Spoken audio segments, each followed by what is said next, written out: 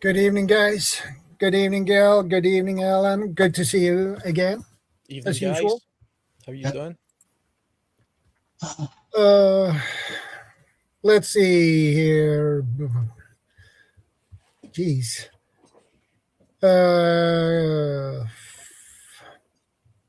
Crew 1351 was popped in a little bit early, very early, actually.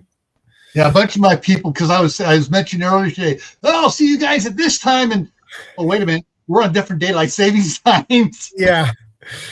And Feeling Grumpy. Clan Wolf popped in a little bit earlier. Jabber the Prepper popped in earlier too.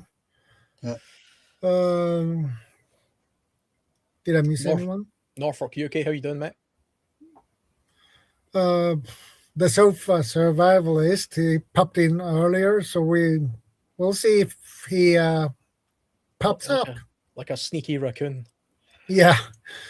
And Food Forest Permaculture popped in 6:50 p.m. So, but he will probably pop up again. So, and CR, of course, but yeah, and Feeling Clan Wolf Fest. I wondered what was with the start time. Yeah, that's the problem with when we have different time zones and live in different countries, because we change later than you guys do. So we used to change the same time years ago, and then some politician goes, "Oh, we need to start even earlier." Why? I have no idea why they do that.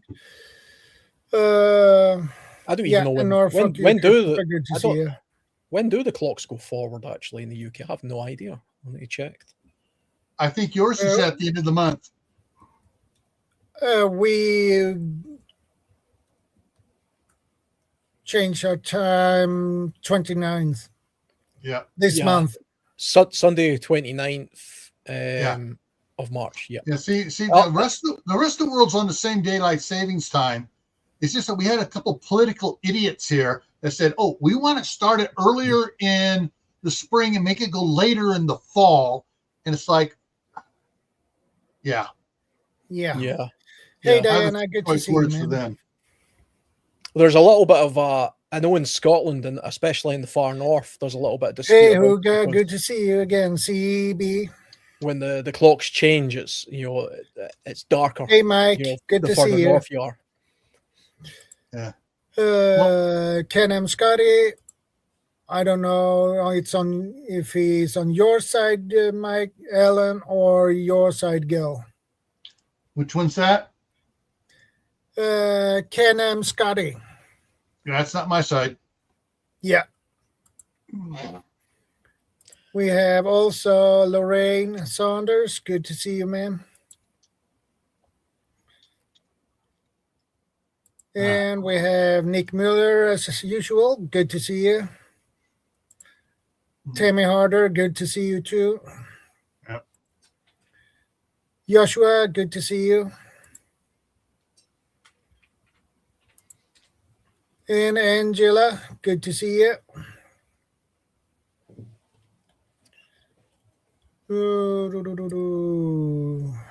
Did I miss anyone more?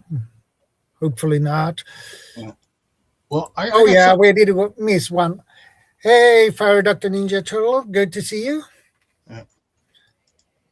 I got something to share with you guys here, and I posted this on my Facebook page. So let's bring this up. All right. So I took these pictures at 7:20 a.m. on Saturday morning, before daylight savings time. The next morning at 7:20 a.m. Look how dark it is. The difference. And my grandson stand out there across the street to catch the bus at 7:20. It was darker on the first day of daylight savings time than it is in December and January during the peak dark hours of the morning. It's darker on daylight savings time, which this is one of the things that ticks me off so bad about it is they're putting so many school children at risk out there in the dark because the idiots that don't know how to do their their clocks right are now racing to work, running late, and there are more kids killed during the first couple of weeks of daylight savings time in the spring and the last 2 weeks in November because it is too friggin' dark in the morning. And we have Stuart. Yeah, that's my pet peeve.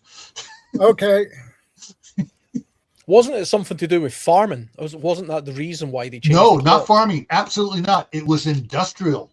Oh, really? Because it was for the war effort. First, they did it for Brian, good to see World War One, and then they stopped it. And then World War II, they did it again, and then they stopped it.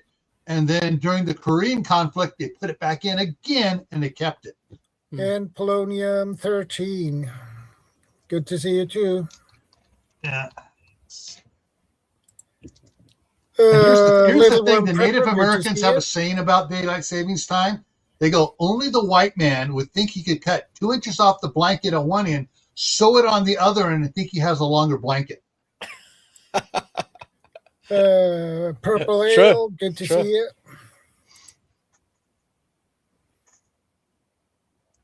Yeah, I thought it was farming. People saying that in the messages as well. I suppose it sounds better if you say it's to allow farmers to get more daylight in their working day, but I suppose that doesn't really make sense, you know? Farmers hate it with a passion. They fight it every single time because it screws up their entire operation. Especially dairy farmers hate it because it basically they went having to change their delivery time for the trucks picking up the milk, so they got to start now get the cows to start milking earlier. Yeah, it's just utterly. Yeah, I think we have waited long enough for today's topic, so we jump straight into how to build a prepping community. That is a good question. Mm-hmm. How are we going to build a prepping community? Well, first of all, you need to have some really good friends. Talk to them and talk about preparedness. And if they are not prepared already, of course, and ask them if they want to gather and I think join a community. The thing about communities, building a prepper community, I think the first thing that should be said, in my opinion, because it's only been in the past year I've decided to actively try to become part of a prepping community, if you like, an actual community of like-minded people. So I've got a little bit of sort of experience over the past year of the best way of doing that. And the first thing I'd like to say, because a lot of people don't realize this, you don't need to start the community. You can join the community. It already exists. Yeah. You know, there's plenty of other people out there who have been doing this for a long time. I didn't start any kind of community. I joined a community. I did it via YouTube by speaking to like-minded people like yourselves. I joined the Discord. I joined the UK Prepping Network Discord, and through a network of like-minded people, over a period of time, you start to realize, okay, we all have these things in common. We all have these similar concerns, and here's the multitude of skills we all have, and then we talk about them when we share them. And that's the beginning of community. But even if you don't do that, you can begin just by, with your friends, neighbors, and family, and you can do it gradually. There's a gradual way of doing this, which doesn't make you sound like a crazy person, and it's based on skills. It is not one night decision. Yeah. No. And you mentioned something a couple times, and that is the key thing that everybody kind of glosses over. They'll say it, but they gloss over what it really means. Like-minded people. Yeah. And there are a lot of different like-minded people out there. I sent Shadow my PowerPoint from when I did this several weeks ago. There are a bunch of different types of groups. Everything from the lone wolf to the LLC corporation prepping groups. And each of the different ones have a different mindset of what they want in their group, what their end goal is, and what they require of their members. So that's one of the things, you can say, oh, this group sounds good. You get in there and all of a sudden you realize it's still too militaristic for me. They are too rigid. They go, oh, we go to the gun range all this time. You got to do this. And you go like, well, no, that's not the type of prepper group I want. And you get to the ones that are really, really laid back, and they say, oh, yeah, we got plenty of time. We do this. We have these little activities. We have a sewing bee, whatever, little things that it's like, now that you guys need to step it up a little bit. So you got to find the right niche that you want, that people that are of like-mindedness as far as what they want to get done, how they want to do it, the time frame they want to do it in, and whether or not they're all on the same level. Yeah. Because some of them you'll join a community, and it's like, oh, they got these. This is the upper class. They're in charge of everything. They formed it. They rule. Others are ones where they elect people to be in charge, and some of them have it where the person can only run for 2 terms, and they got to let somebody else have it. So that's one thing you got to make sure of when you're joining or creating a community. Everybody agrees on the fundamental basis. Yeah, because that tears. I've seen that tear groups apart, where they start going together and they just fall apart because they can't agree on everything. Yeah. And Huga has a good point, actually. Different groups have different structures, rules, values, etc. It's good to explore different groups to see where you fit. Yep. And I can put up that PowerPoint you made, Gil. Either you can put it up or I can put it up. Either one. Thinking about prep. We can begin with that one. Yeah. Lone wolf. I'm sorry. I laugh about this one because I see so many channels on YouTube talking about, oh, I'm going to be the lone wolf. I got my stuff. I go out there and I can survive by myself until they break a leg or break an arm. Yeah. If you break a leg and an arm, you're screwed. Yeah. Or they wind up getting bit by an animal. Yeah. Something, a possible rabid animal or something. And to me, the biggest drawback of the lone wolf is sleep deprivation. Yeah. How can you stand guard and sleep at the same time? Mike says, so the number one thing to do with the community is don't be a dictator. I have a leadership team on ours, so decisions are never just mine. Mm-hmm. Yeah, that's a good way to set up things. I would do the same. There's definitely an alpha male aspect of certain people who want to take control and do things all of the time, and that can be destructive in a group.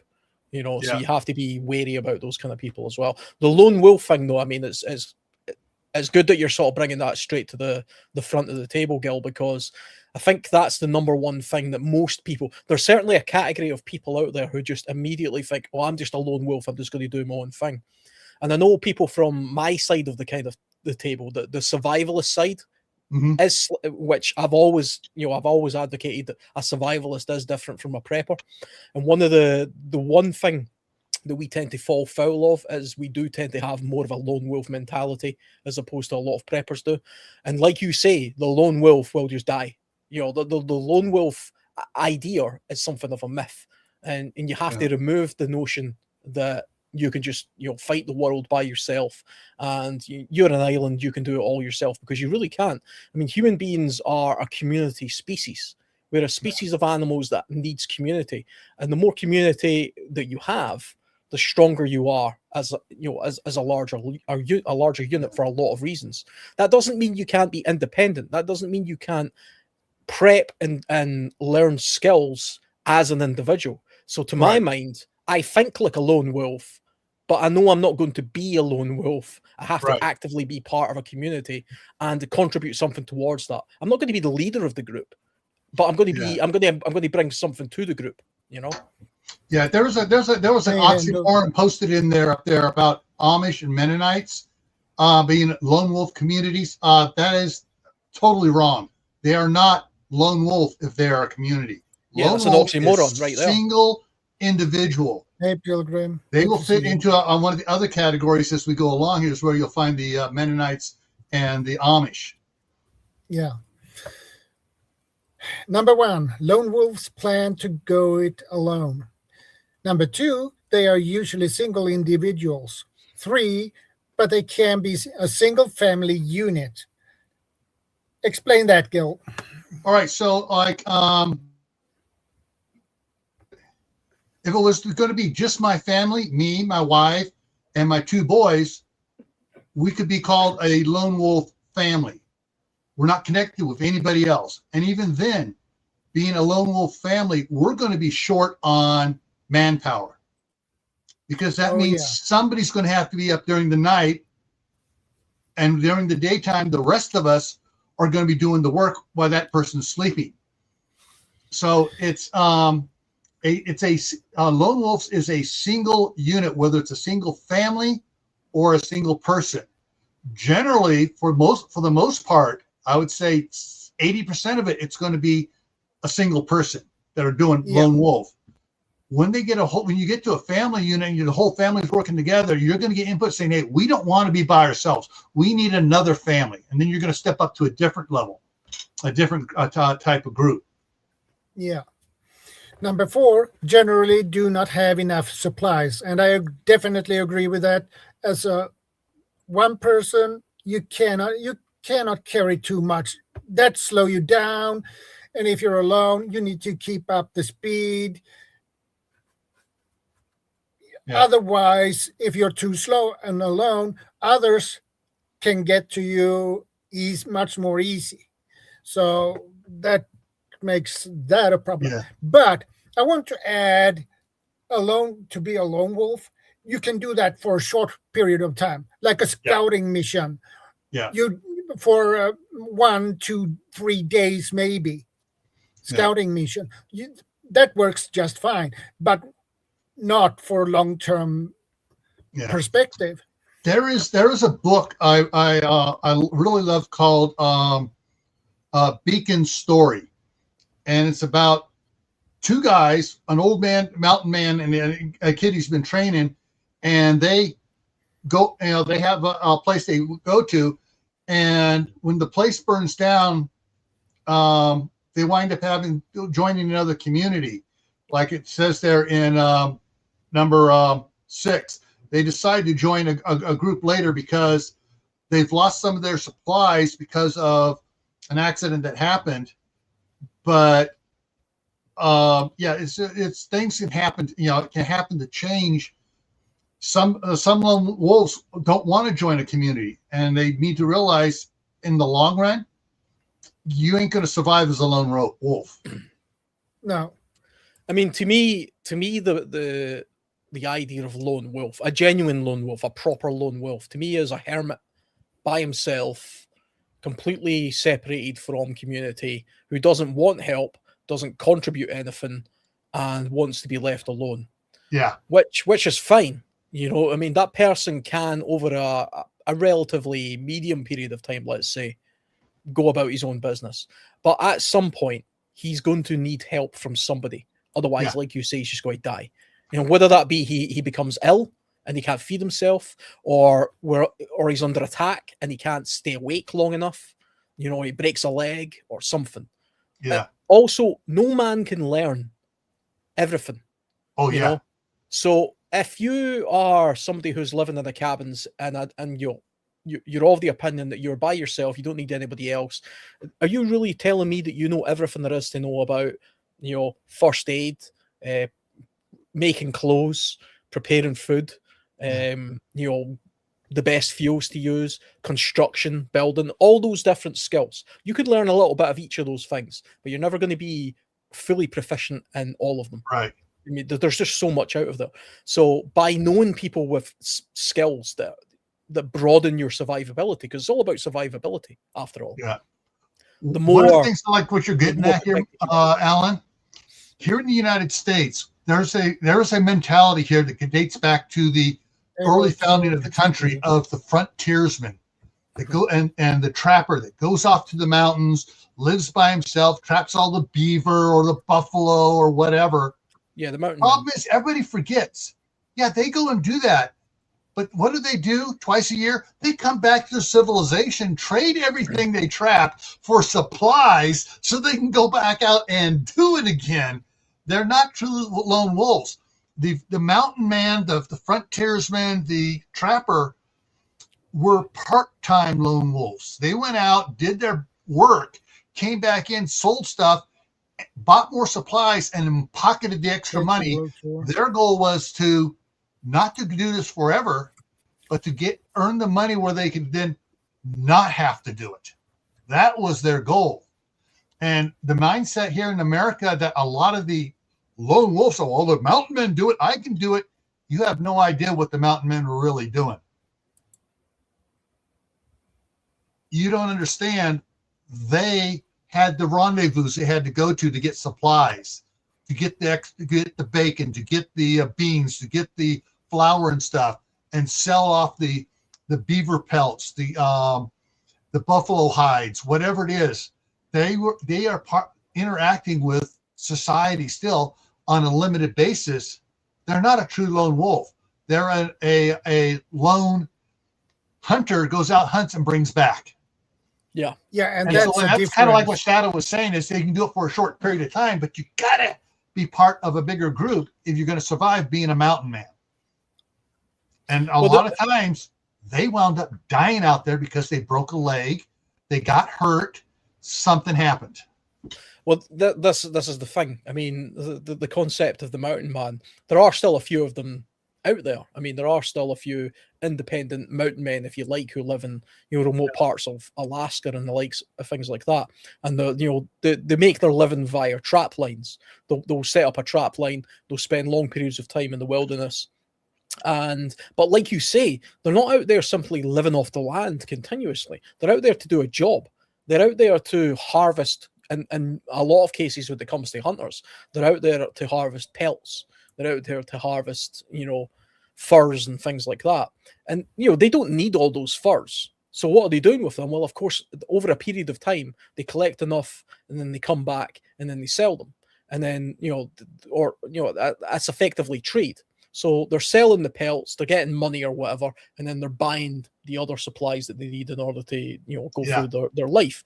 What we have here is a fundamental misunderstanding of what lone wolf is. Yep. Lone wolf doesn't mean lone wolf is, to my mind, somebody who is completely separate from everybody else all of the time. And has a mindset and a belief system that he doesn't require anybody else. Now, that might be true for a short period of time, but it's definitely not.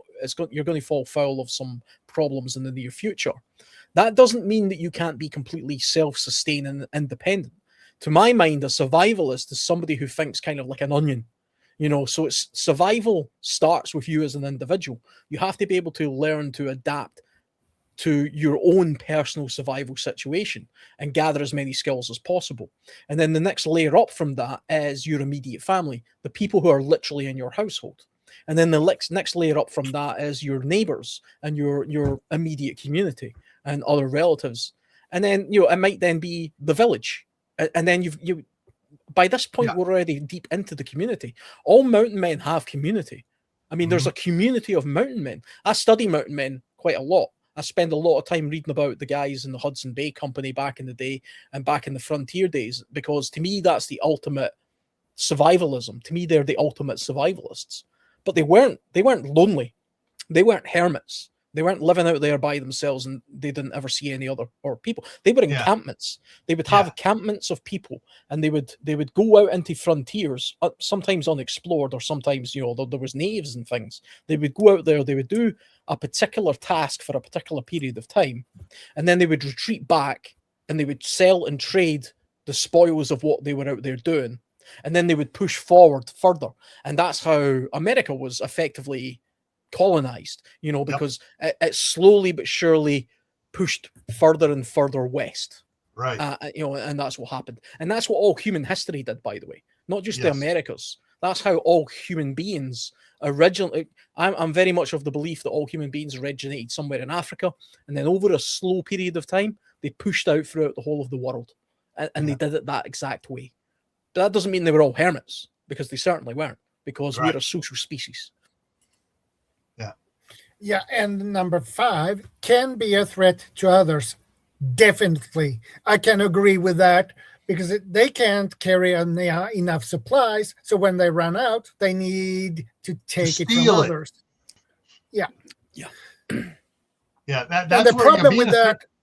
Yeah, being a threat to others is important, because when they run short on supplies, it's like they don't have anything to trade, because they haven't been collecting stuff to trade. And now they're going to be a threat because they need food and they're not getting the food. They can't find the food they need. And they see a group over here and they're going to go, yeah, I got to go steal from them if I'm going to live. Yeah. And that's where they become a threat to others. I mean, and the problem is with a lone wolf like that is they can sneak in and take things without you notice anything, okay? And that is much harder to track one person. And if he get caught, he's screwed. So if he managed to get away, you have a serious problem.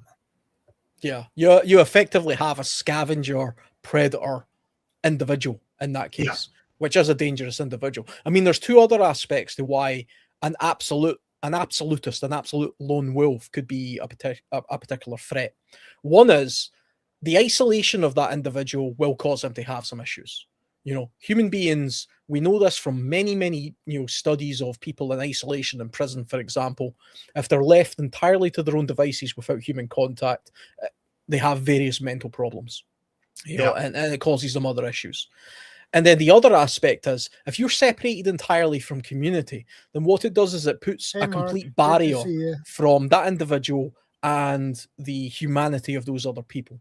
So it's far easier for a person who has no personal connection to an individual to cause harm to those people, because he has no personal connection to them. He's separated from that community. It's the othering effect, you know. So if you live in a very small community, even like a tiny little village, let's say you're in a community of 50, over a very, very short period of time, you're going to get to know every single person in that 50 plus community very well. You won't like all of them, but you almost certainly won't want to cause them genuine harm, because you've got that attachment, that communication. You know their name, you know their family, you know their kids, you know, there's even the ones that really piss you off, but you have a personal connection to them, and you'll actually protect them.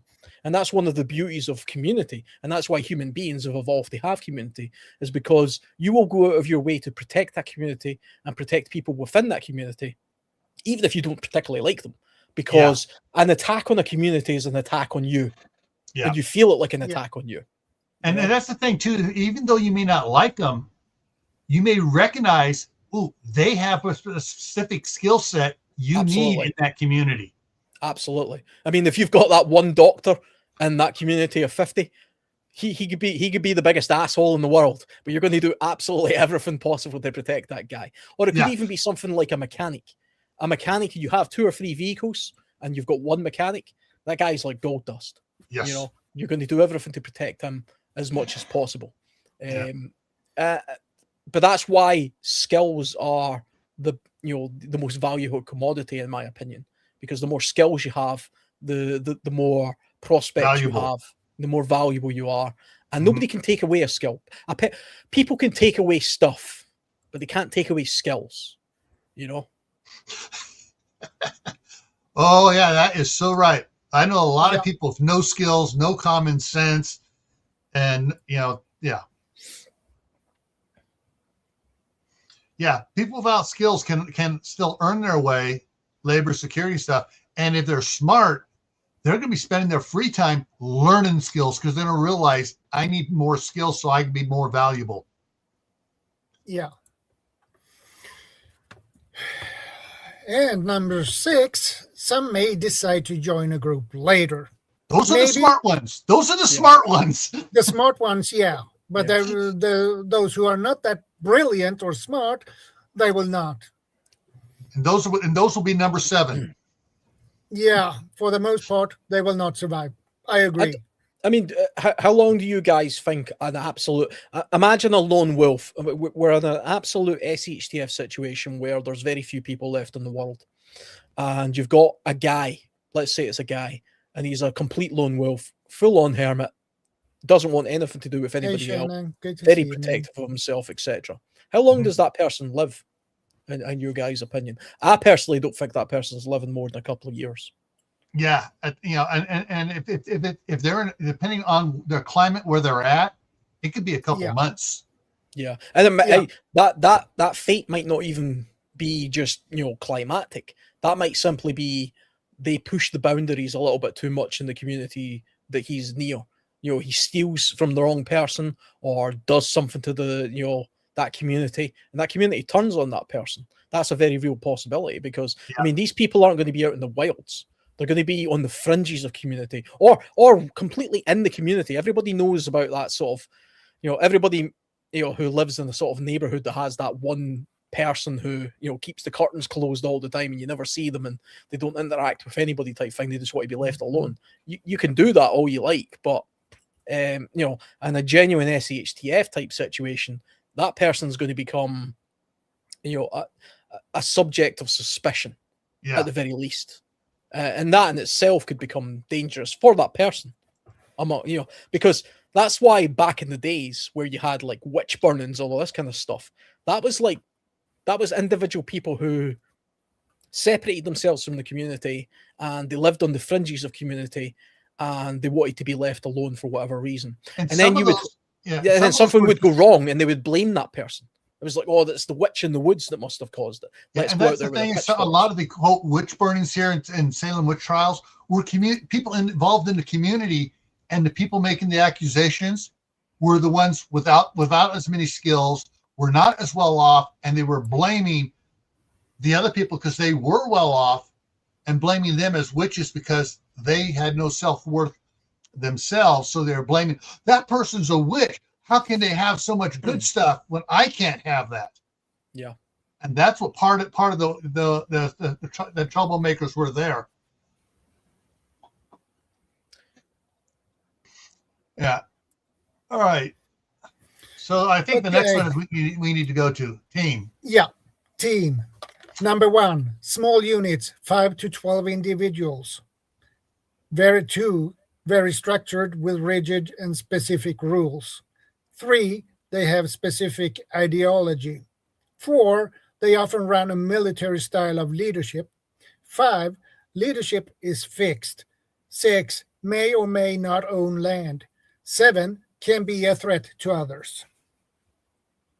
Yeah, this one is gets a lot of people ticked off because all right, you can have a bunch of different teams. Most of them are good, but you have that one team which has no moral compass.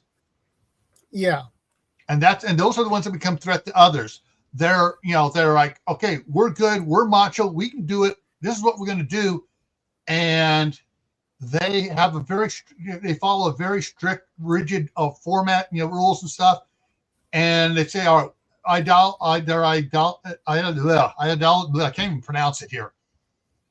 Number 3, where they are such as, all right, we're good, we're strong, we're going to take what we need. That's where a team goes south. Yeah. Some teams could be just the opposite. And that's the thing. It has to do with the mentality of the group. Some of them can be very strict on their structure and everything, but have a very strong moral compass.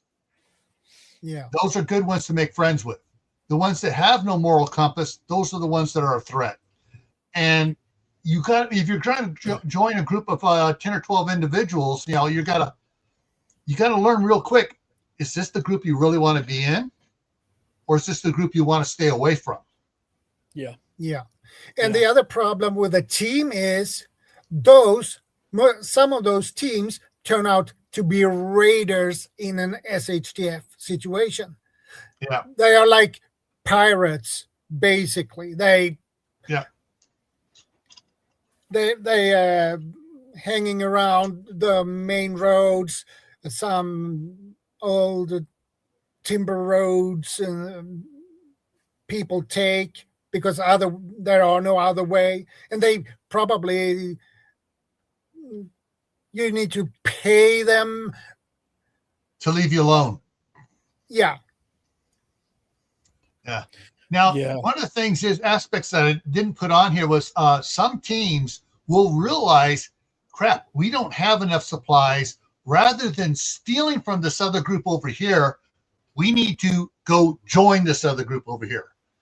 And that's when you get a mindset of these small groups realize we can't do it as a small group. We need to band together build a bigger group.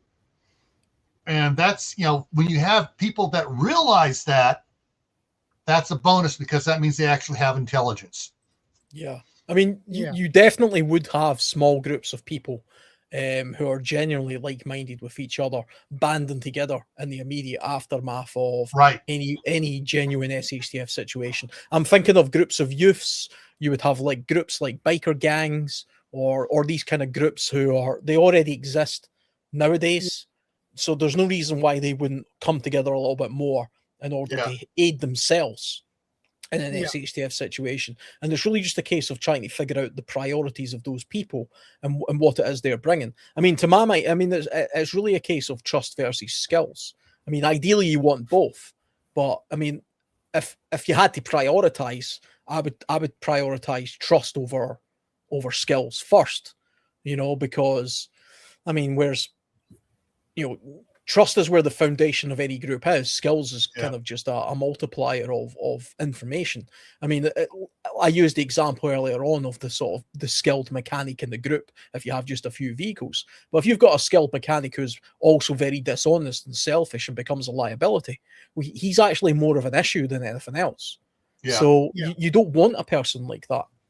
So you have to really find a common ground as to, if you're in a group or you're interacting with a group, what is the ideology of this group? What is the purpose of them? How did they form? Why are they a group in the first place?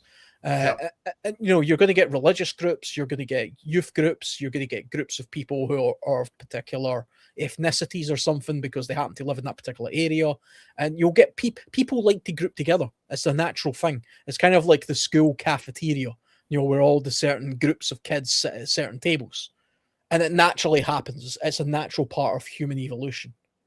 The cool kids and the not so cool kids and the nerdy kids, all that kind of stuff. Adults have that as well.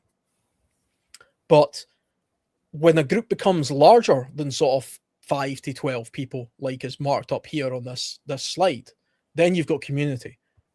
I don't really think a community of 12 people is a community. I think that's a group or a team, if you like. Only when it becomes a little bit more diverse and bigger does it become a community. Diverse in thinking and skills and knowledge and age ranges. Then it becomes more coherent and it becomes more functional and it becomes something more akin to what we all live in the sort of modern world. And that's what we want to you want to get to that point. It's all very well and good saying, well, imagine a sort of military group. A group of 12 guys that are in the military and they all have one goal and they've got a leader and they've got a rank system, blah, blah, blah. That's fine. You have that in prison. Yeah. But eventually that becomes a dictatorship and you don't really want to be part of that. No. Because a dictatorship, that can be a big issue. Yeah. For everyone. Because you can't tell that leader your opinion because everything he says is correct. So you can't. So that can be a huge issue. Yeah. Well, I mean, one of the main reasons it becomes a huge issue is because if you get to a point where you have a leader who can't be told anything is wrong, and we see this in the world, we can all identify the world leaders out there who are dictators. Everybody who has a genuine opinion about something that's based on facts is scared to bring that to the attention of the great leader because they want to stay on his good side. And what you end up having is a bunch of yes men surrounding the leader and telling the leader what he wants to hear. And that's when you end up having poor decisions being made. And ultimately that has a corrosive effect on the wider body politic, of Yeah. any group, Yeah. whether it be small, large, it could be a country. Eventually, a totalitarian dictator will run down the many in order to, benefit the few around him, usually. Yeah. And then eventually that gets overthrown and you end up in a cycle. And you see this in cultures, certain countries, where it becomes a real problem. I mean, there's people right now who are saying, well, Iran has effectively had a dictatorship for, however many 45 years. Yeah, 45 years of a dictatorship, and it's worked well. Has it worked well? Or has it been massively oppressive to the mass majority of people, which eventually has turned into a point where right now there are bombs dropping on the entire populace because of that situation? So that right there is a microcosm as to why that is a bad thing. Might have took 45 years to get to that stage, but it always ends that way. Dictatorships never genuinely last. Some of them last a lifetime, but they never genuinely last through the entirety of a proper civilization. The most functional civilizations in the world are not run by dictatorships. Yeah. I want to add something to it. I hope you have seen The Walking Dead. And there is one guy named Negan. He has his so-called sanctuary. If somebody doesn't follow orders, do you know what he do? He kills them. Yeah. And if they retreat because they decide to do it because it's the right thing to do, no, he kills them. That's typical dictatorship. Yeah. And that's why when you're joining a group or putting together the group, you want to make sure that there are checks and balances in place to prevent a person from coming to the forefront like that. Yeah. And everyone, a lot of the comments here are talking about as you're coming together after the event starts. Actually, what we're trying to talk about is coming together before the event happens. Yeah. All right, I think we can go to the next one. Yeah. Okay, that one wound up going over. I don't know why it dropped down on it there, but yeah. So for Wolfpack / Nomads, it's kind of hard to read. I'm trying to hang on. I gotta bring it up on my side so I can read it here on mine. Where is it? There it is. So we're up to Wolfpack. Okay, so 1, Wolfpack Nomads are mobile groups larger than teams. They plan to wander until things settle down. They travel like the nomads of the deserts with their belongings. Some will have livestock with them, sheep, goats, cows, whatever. Chickens. They usually have a set leadership group. And when I say usually, they'll have they'll have the chieftain and his people, but they're not, like in the nomads of the desert, the chieftain can be challenged and nope, you're no longer chieftain. Yeah. And it is a hard lifestyle. Oh, yeah. It's not for everybody. Others will love it and they'll thrive in it. But most people, it's too hard of a lifestyle to be moving all the time. But yeah, so like there will be some of them that are mobile and moving around, but hopefully the nomads and the wolf packs, when they come across a community that's one of the ones we're going to get into a little bit later here, that is established and they're functioning. If the wolf pack and nomads are smart enough, they go, okay, it's time to set these people settle down. It's time for us to join another group. And so, but from I know very few people that want to be in a wolf pack or nomads where they're planning to, when the balloon goes up and it's SHTF or Twaki, going to be wandering around for several years before they settle down. Most people are not this type of lifestyle. No. Yeah. The risk with with a wolf pack nomad system is you increase the risk to be attacked by others. Yeah. And you will lose everything, basically. Yeah. And where in the worst case scenario, you lose your life. Yeah. I mean, we do, if you take a look at modern society, I mean, we have a strong traveller community in the UK and across Europe.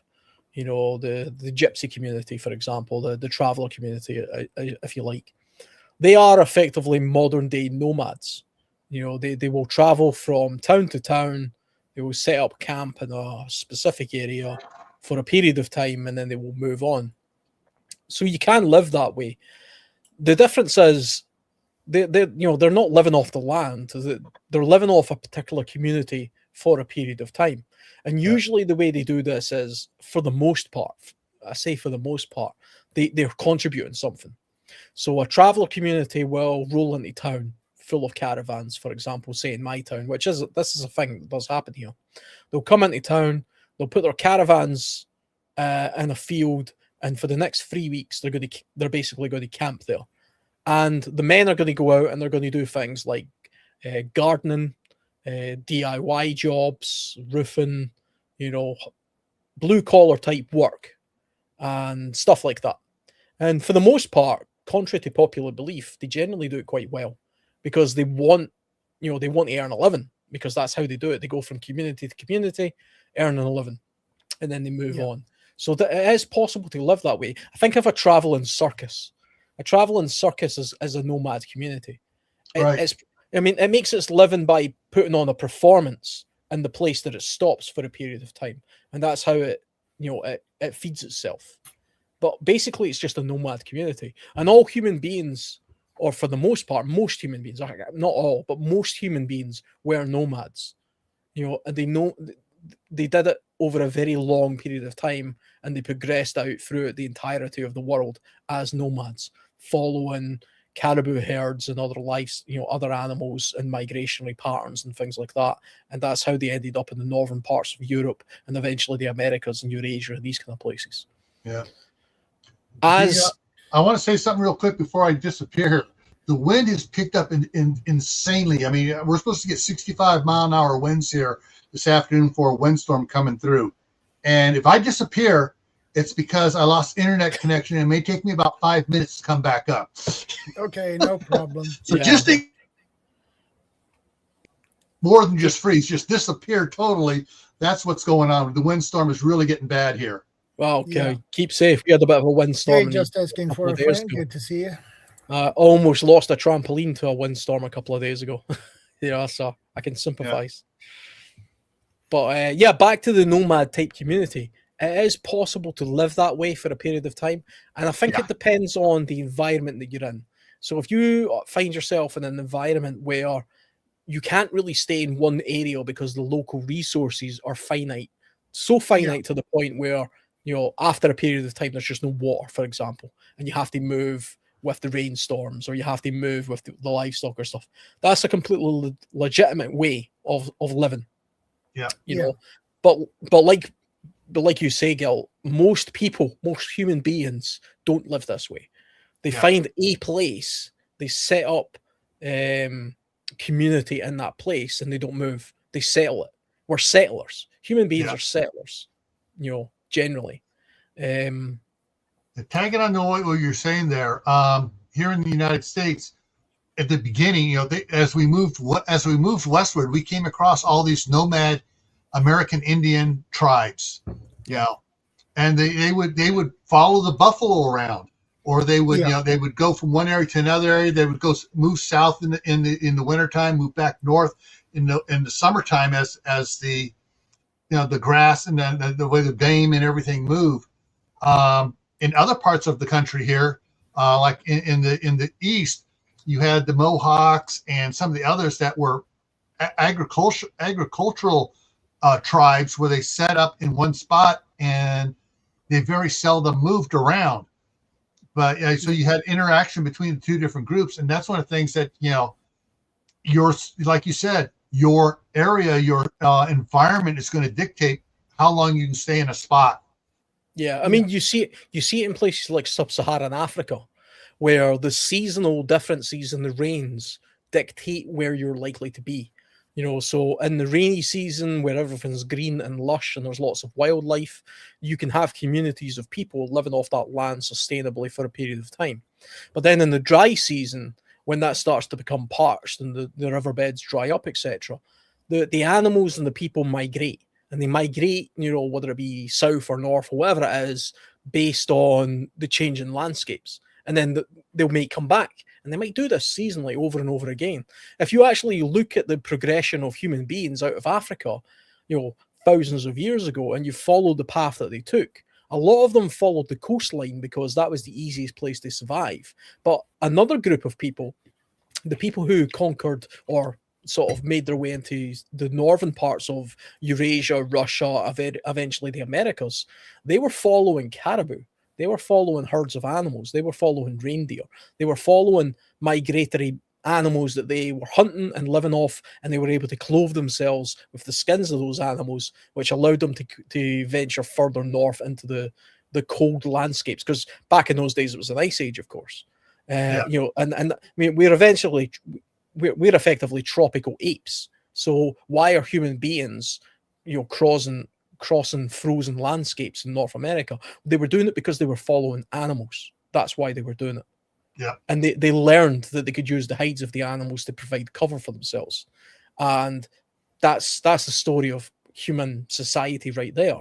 And, so basically I'm just saying that there's a deep history of this, and that's in our head. That's part of the evolution of human beings. So that's in there, and it can't be entirely written off.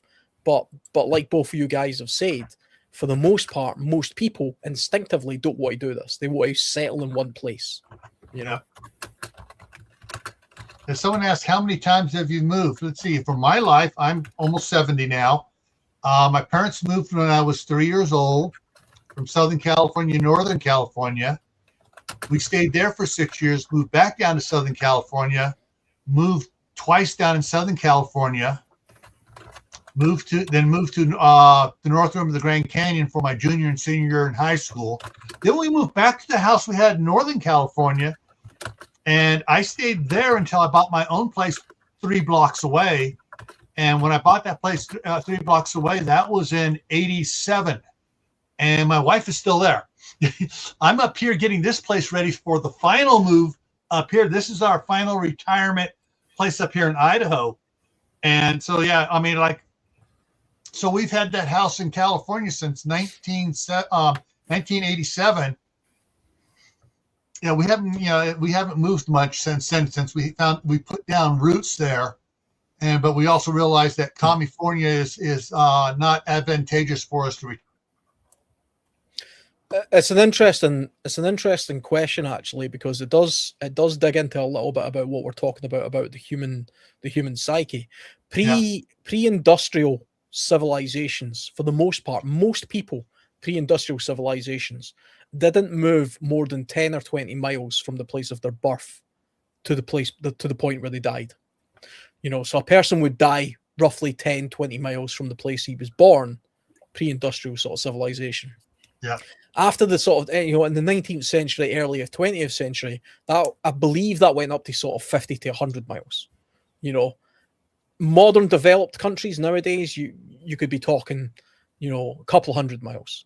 But for the most part, most people, I mean, if you take a look at your school friends, for example, people who you went to school with in your class in high school, and you checked out their Facebook and you took a look at where they live now, they probably don't live that far away from the town that you all grew up in and you all went to school in. Most people actually don't move that far. And that's been the case for most of human history. It's a very slow progression of people. Even me personally, I mean, I moved to my current home just now a few years ago, but the town that I was born in, grew up in, and spent most of my life in is less than 10 miles away. Yeah. Shall we go to the next one? Tribe. I've heard tribe mentioned several times in the chat. Yeah, tribes are larger than teams, less rigid in their daily rules. Their ideology may become ritualistic. Four, there may be set joining requirements. Five, may or may not own land. Six, usually set leadership. I want to just address number 6 first. The set leadership may be rules of, all right, this is how you become a leader, and there are ways for leadership to change. It's usually set in a procedure. So they could have elections, they could have different things to change leadership, but it's usually set the format for changing leadership. And they usually don't change leaders that often because generally everybody in the tribe is of like-mindedness. Yeah. Yeah, I agree with that. Yeah. Yeah, I mean, a tribe, human beings are tribal. That's certainly true. Yeah. I mean, it's not true of everybody, but I would say it's certainly true of most people. Before globalization, before people could easily move around the world, most human beings are certainly tribal. I mean, just going personally from my part of the world right now, I'm in Scotland just now. We have clans, or we did have clans. Clans are basically just tribes. Yeah. A clan is really just a kinship of group. It's a group of people who claim descendants from a common ancestor. That's what that is. It's effectively like a big family. Now, they all come from the same country, but to their mind, it might be 200 or 300 people in that clan, and they have a particular boundary or an area of land that they claim to be part of their tribal or clan territory. And you can marry into the clan, or you can join the clan. You don't have to be related, because that's a different kind of thing. I mean, in fact, you can't.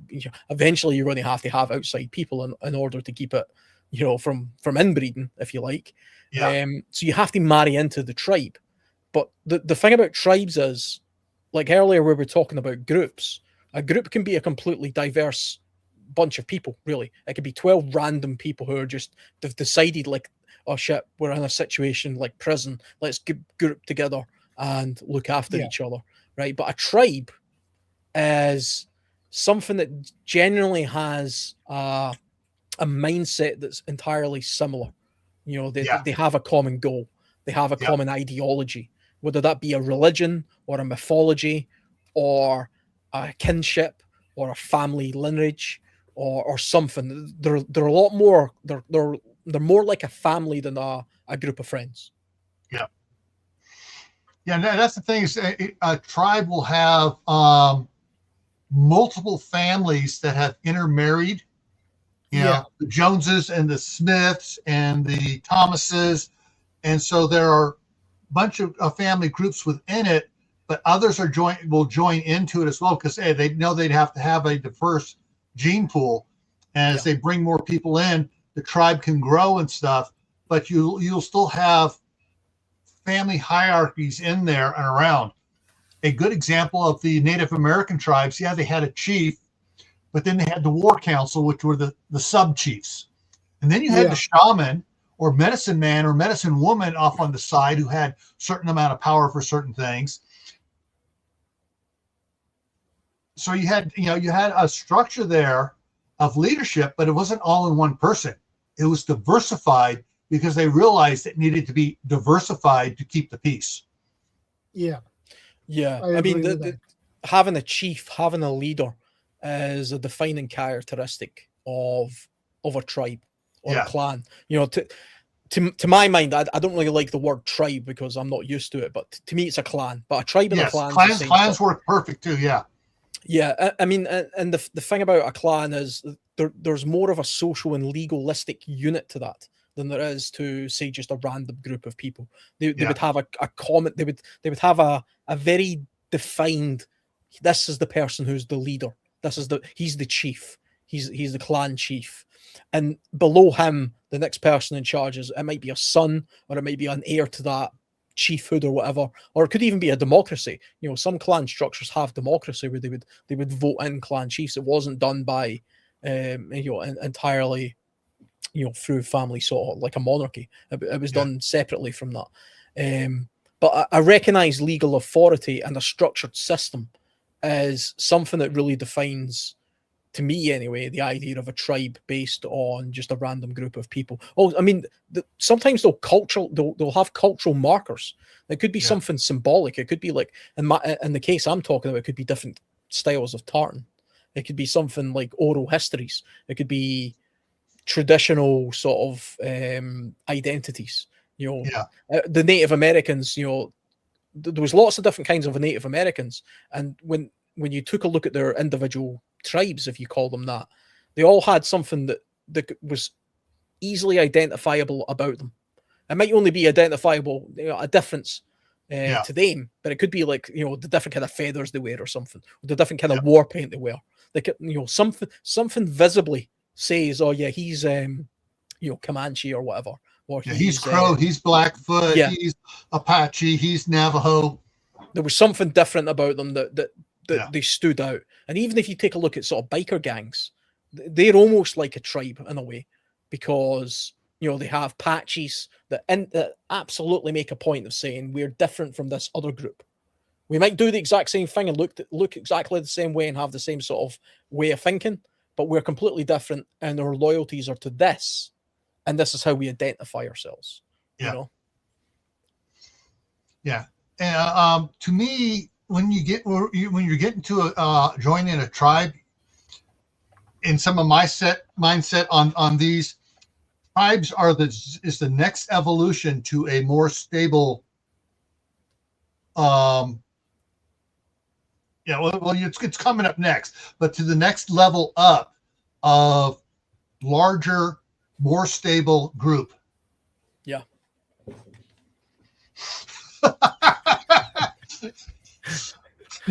I eat for 12, but I cook for 50. Oh, but I think we pretty much covered what this is doing. If someone wants, number 4 is joining a tribe. There may be certain a group that's calling themselves a tribe type thing, or not even calling themselves a tribe, but they fall in the tribe category. There may be certain things. All right, you want to join, you got to bring in so many sheep, or you got to do this, or you want to join us, you have to marry one of our daughters or one of our sons. Yeah. Yeah, it's like a dowry. A dowry, but it's also you're making a blood bond there, marrying into it. Well, that's where marriage effectively came from. A marriage was really just a case of effectively legally saying you are now part of this community, this part of this tribe, by your law. Because marriage predates Christianity, and it does that because it was based on tribal sort of union. That's where that came from. Yeah, the Native Americans, they married into other tribes. Mm-hmm. Mm-hmm. They sent their daughters to another tribe, and they did the same thing. Just like in Europe, between the fiefdoms who maintained the peace. Here, my daughters come, and you take my daughter. We'll take one of your daughters, and we'll have peace between us. Yeah. I mean, when you think about it logically, that's the way it has to be, because that's the way of keeping the bloodline sort of diverse enough that you don't get inbreeding and you don't have problems that way. But it's also a good way of bonding and families together. Everybody knows about the concept of once two people get married, both those families then kind of join together as a single family unit. Whether you get along with them or not, it's a completely different thing altogether. Yeah. But there's definitely more of a bond there than there otherwise would be if it was completely separate. Yep. All right. Shall we jump to the next one? Sure. Village. Villages are larger than tribes. 2, more open in their specific rules and ideology. 3, leaders are elected. 4, there may be set joining requirements. 5, may or may not own land. 6, plan on establishing a community with businesses. Now, with village, there's the before and the after village. Beforehand, people joining together, and they know what. All right, if something's happened, we're going to come together. We're a little larger group. this is probably the first real basis of a good prepper community, because they're together, they train each other. Whoever's in charge is elected, not a I'm in charge, you will praise me and salute me all the time. So but the village will be more quick to adapt to after SHTF Twaki situation than some of it, and be able to keep growing and be sustainable. Yeah. It's, I've had several groups where I've helped them set up their groups and stuff to lay things out. Villages are more open in their rules and ideology. They're more open to change. They're more open to input of information. They're not so closed-minded. They're like, no, I don't want to hear that. I don't want to hear that. It's, oh, that's a good idea. Hey, everybody, should we adapt this? And that's where I think villages are the stepping stone up from tribes. Yeah. And a village contains a lot of houses.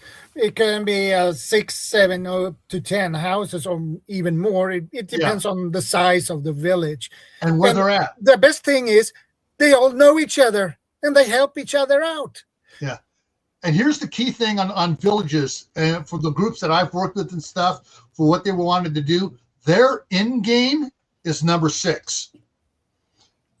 They plan on setting up a permanent community with businesses and expanding civilization. Yeah. I mean, when I think of a village, to me, a village is it's basically like a small human settlement. It's a place where humans have settled in a particular area, and there's no plan on moving. The village itself becomes the place of community. I mean, it's larger than like a hamlet. It's bigger than a small cohort of people, but it's smaller than a town. Yes. And the strange thing is, a lot of people think cities are like these gigantic things, but really a city usually is just a place of lots of little small villages, all bunched together in one place. They're all unique, and eventually they make up a larger sort of a larger urban area that we would call a city.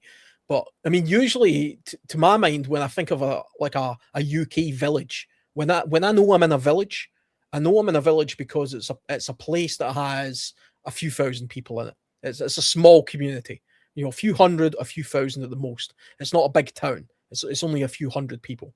And they usually have a much more community-based feel about them. They usually have like a more close-knit, a community center, a building where the whole community can congregate and have meetings, and they usually have a single leadership and a parish board or whatever of people who decide on what the best thing is to do for that village, etc. There's usually just 1 or 2 schools, 1 or 2 shops, a single place of worship, a church or something like that.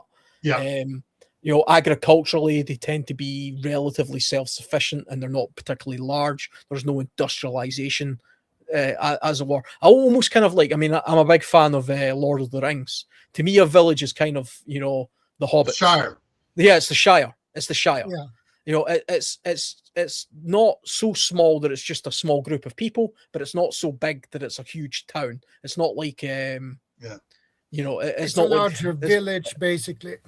The elves are in a town, and the Shire is a village. Rivendell is a town, a small city.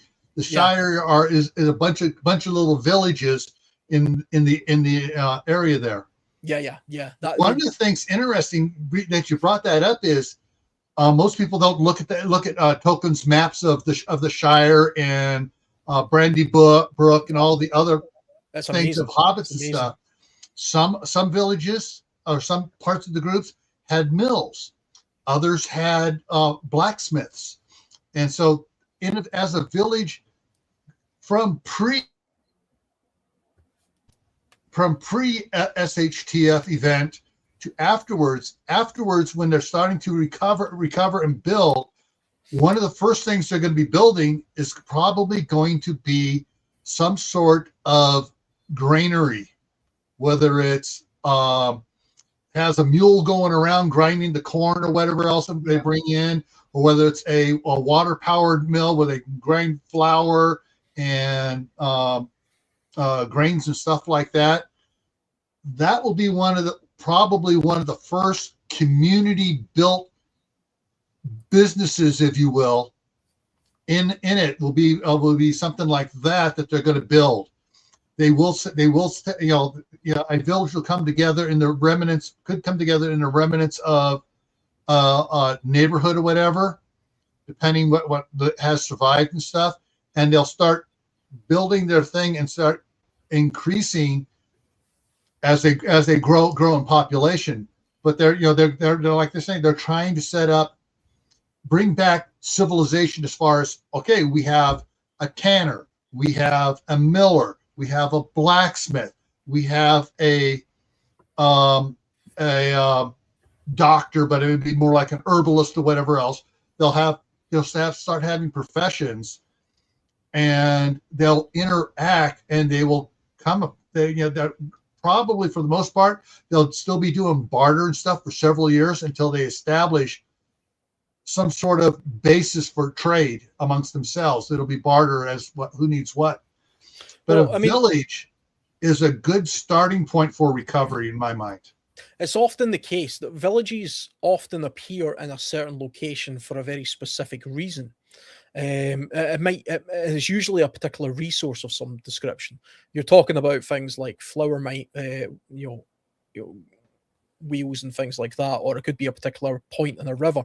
I mean, just staying on the sort of Lord of the Rings theme for anybody who follows the lure of that, the concept of the reason why the Shire was settled by the hobbits is because of a bridge. It was called the Brandon Wine Bridge, Brandy Brook. Yeah, the bridge is basically the foundation of why that village, that settlement, appeared in the first place. It was a very strategic place where a crossing happened over a certain part of the river, and the hobbits were employed to basically protect this bridge and maintain this bridge, and they built their settlement around it. And in exchange for doing this, they would be protected by, a larger kingdom on their periphery that they, over a period of time, actually just didn't become aware of. They didn't even know they existed. They didn't even know they were being protected by an outside body based on the fact that they were just in this one area for such a long time. But it was effectively the Rangers of the North. Yeah. I mean, I am a fan of Lord of the Rings, but I'm not 100% on the lore. But I know it was basically, that was the general concept. That was the general idea if you look into the backstory of it. And that's the same in real life. If you take a look at all the little villages around the UK has a splendid amount of little villages in the countryside still, and they go back centuries. And when you look at why they existed in the first place, it's usually because there's a very particular thing in that place. And it could be something like flint mining.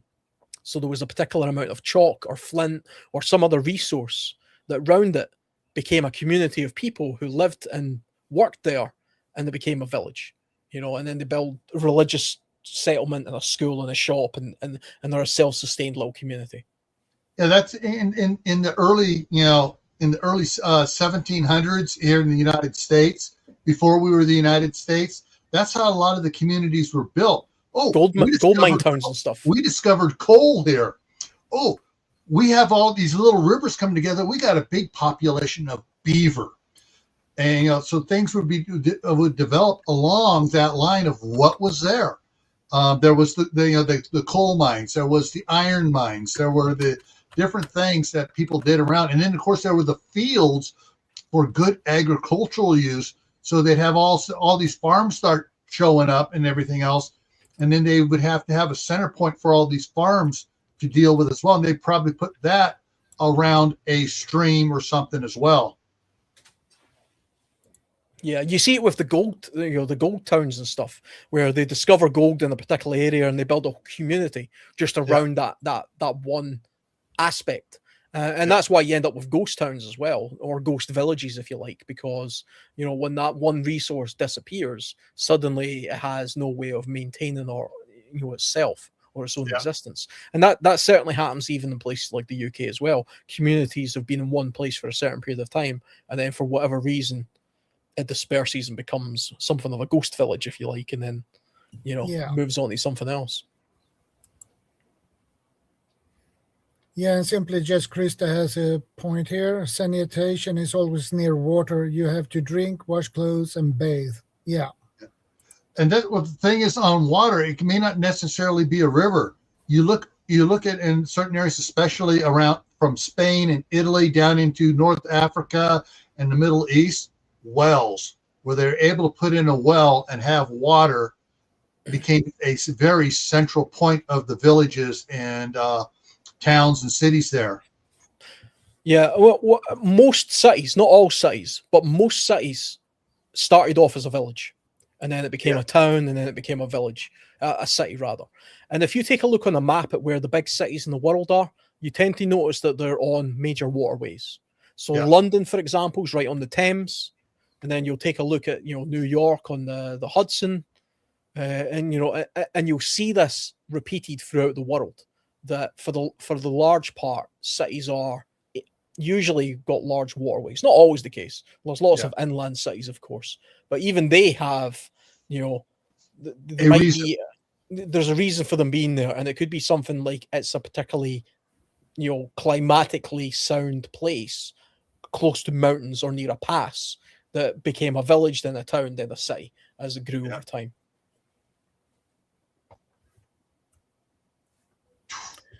And that wind's blowing out here. Oh, yeah. Shall we jump to the next one? Sure. All right, now we're getting to the modern prepper thing and terminologies, and so everyone knows. Oh, a mag! I know what a mag is, and a mag is not necessarily all what you think it is, because once you start getting into the next three that we have to cover here, they change. And I've working with several groups, it's really hard to define these down as far as what keeps one into one group as a for or another. So the next three are, we got mag, and then coming up off that is a MAC or a CAG, and then there's the LLC. But for a MAG, it's mutual assistance group, and that's what everybody lately has been. Boom. We're going to have a MAG, a mutual assistance group.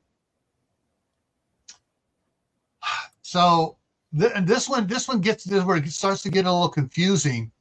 An established MAG or mutual assistance groups are, in perspective of everything else, are large, but not as large as a MAC or a CAG.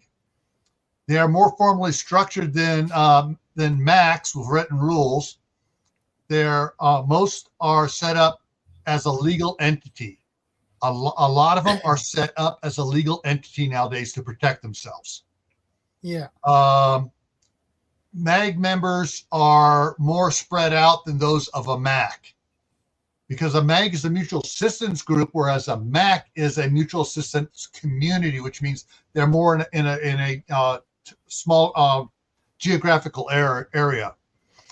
A MAG will often own land with buildings on it, because hey, they collect membership dues from their members. So they'll often own land with buildings on it. Upper management are usually permanently in place, although some do have voting, whether they vote them in and out. They may have levels of membership with different buy-in costs for what level of membership you want to do. And MAGs often do background checks. Yeah. So. Yeah, the MAG is the only thing personally I've ever heard of, and because I'm kind of an outsider to the prepping community, even that's something I had to Google last year to see exactly what the terminology of that meant. The concept of it, though, is of course entirely sound. I get it. Yeah. It does bring up sort of interesting questions. If you are looking to build a MAG, if you like, from scratch, you're going to have to be very wary of the kind of people that you introduce to this MAG. Who are the red flags? Who are you building into this group? And you're going to have to pay particular attention to certain people. For me, people who are obsessed by gear but have no skills, for example. To me, that's a red flag. To me, that's a, you know, what does this person bring to the table? Because gear isn't skills, and gear is only useful for the period of time that you need the gear. So, you know, anybody can have gear. So your stuff like that, and there's a lot more as well, especially when it comes to people who continuously talk about certain things like weaponry or violence or conflict or something like this. People with extreme ego, people who have watched too many movies and they want to fit a particular character or role that they fantasize of being. Those are all red flags, and you have to be careful of those kind of people when you're building a group from scratch, I find. Or I would imagine, at least. The best thing is, where if you want to create a mag, is you pick people you know well. Yeah, you know what the mindset is.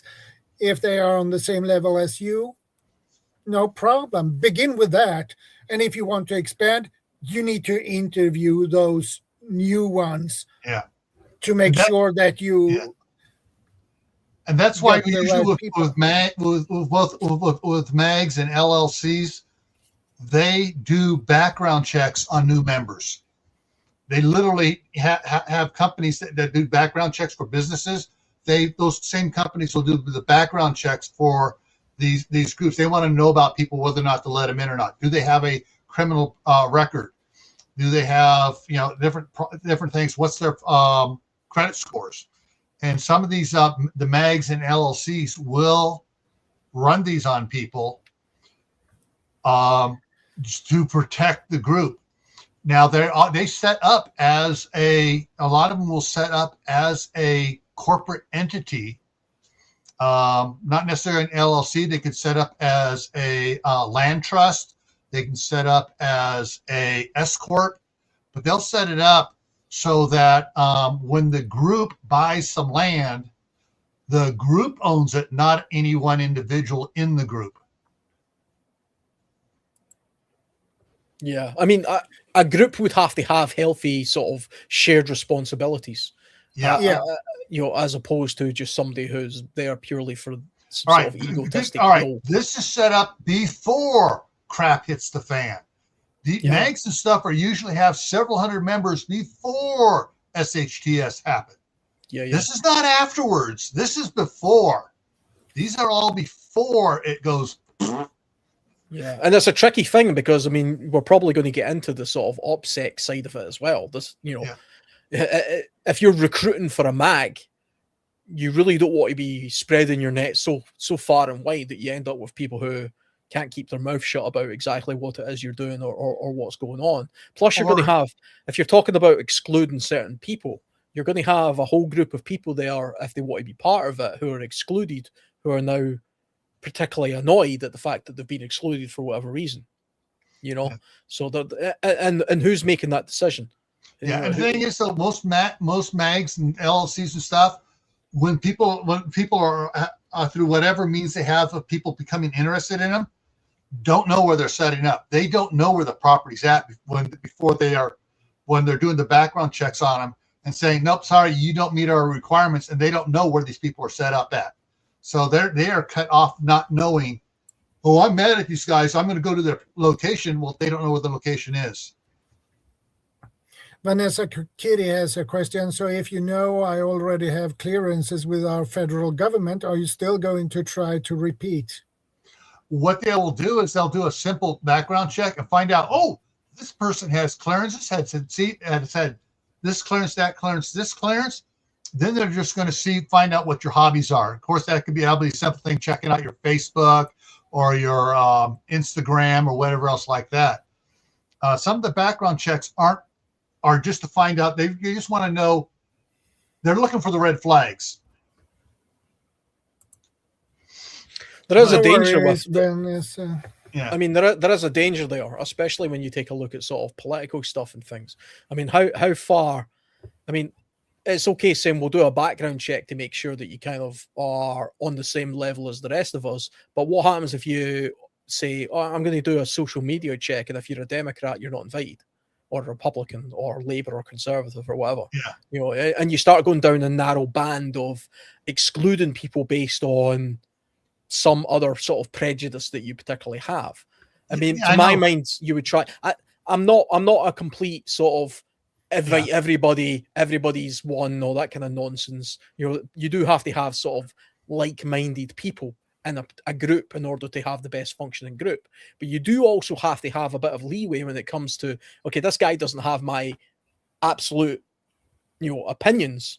He might have a different religion from me. He might have a different political opinion from me. He might have a different idea of what the best thing to do in an emergency situation is. But he has enough of the other good qualities that he should be invited into the group anyway.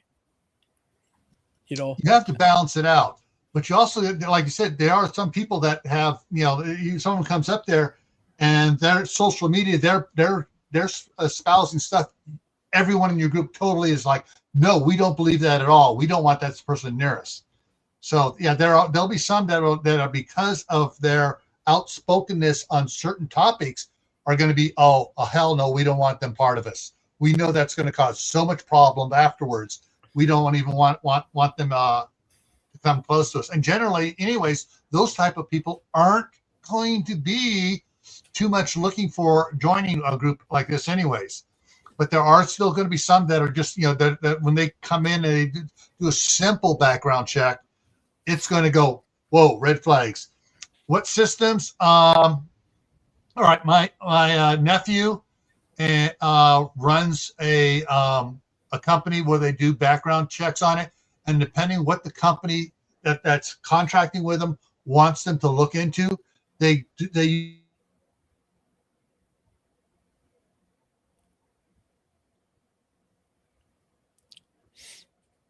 has the wind got him? Yeah, probably. be.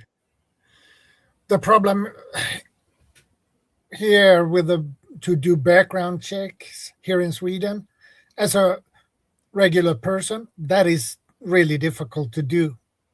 You can't just walk to the police station and say, hey, I want to do a background check on this guy. And they would ask me, for what reason? Oh, yeah. I'm creating a mag group. That would be difficult. Yeah, I mean, it's the same in the UK. I mean, there are certain checks you can do. Like, I can't remember the name of them, for example, but I know when my young son, for example, was going on a scout trip, and they asked for parents to come as volunteers because you were around children.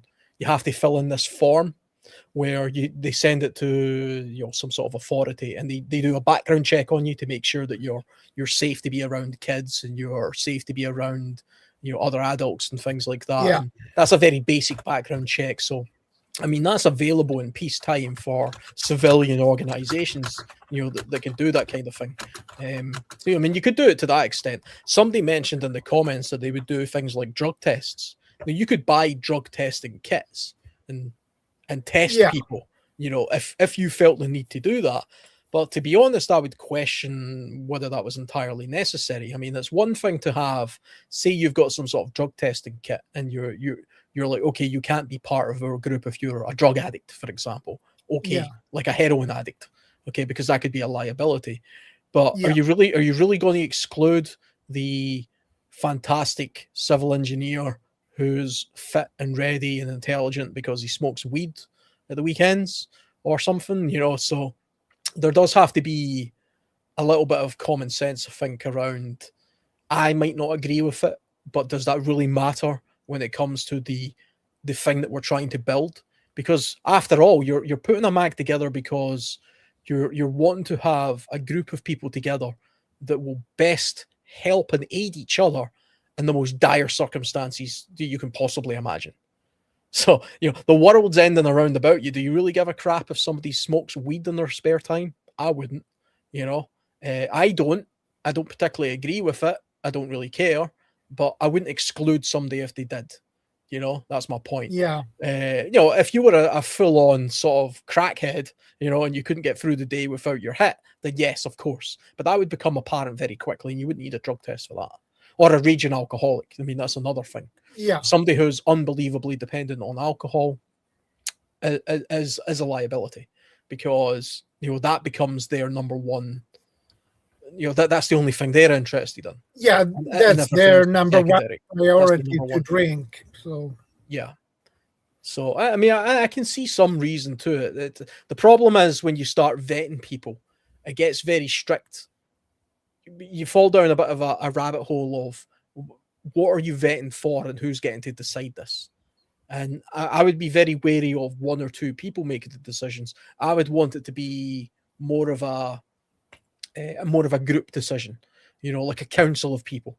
So you would have maybe 10 people making the decision and they would vote on it, for example. It would be very democratically done. I think that's the best way of doing it, as opposed to having one person making the decisions.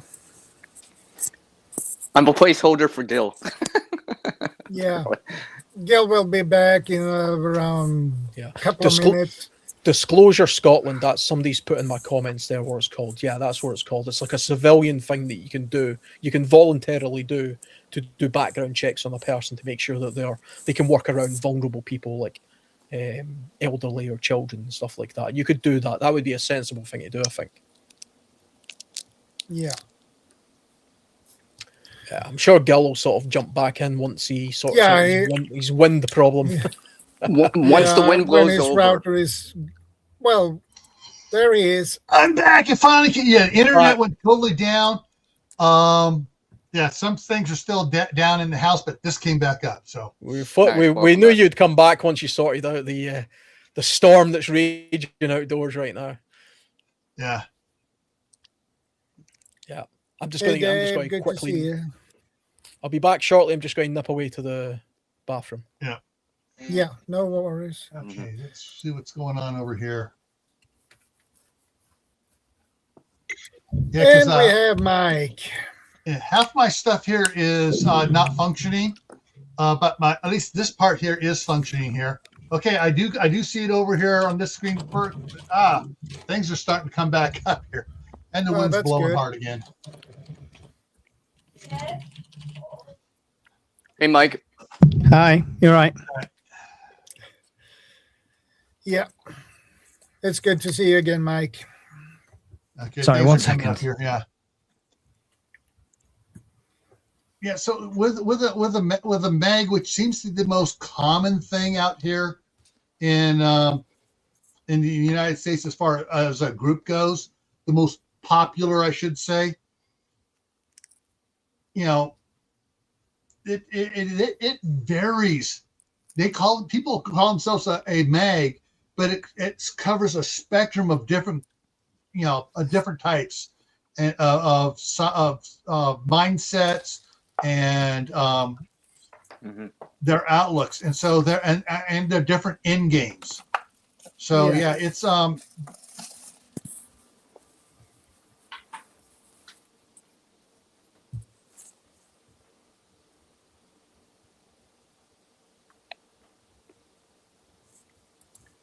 Hey, Tech Barry. Good to see you. What up, Tuck? And Bob is at the coffee shop as usual. Did we just lose Gil again?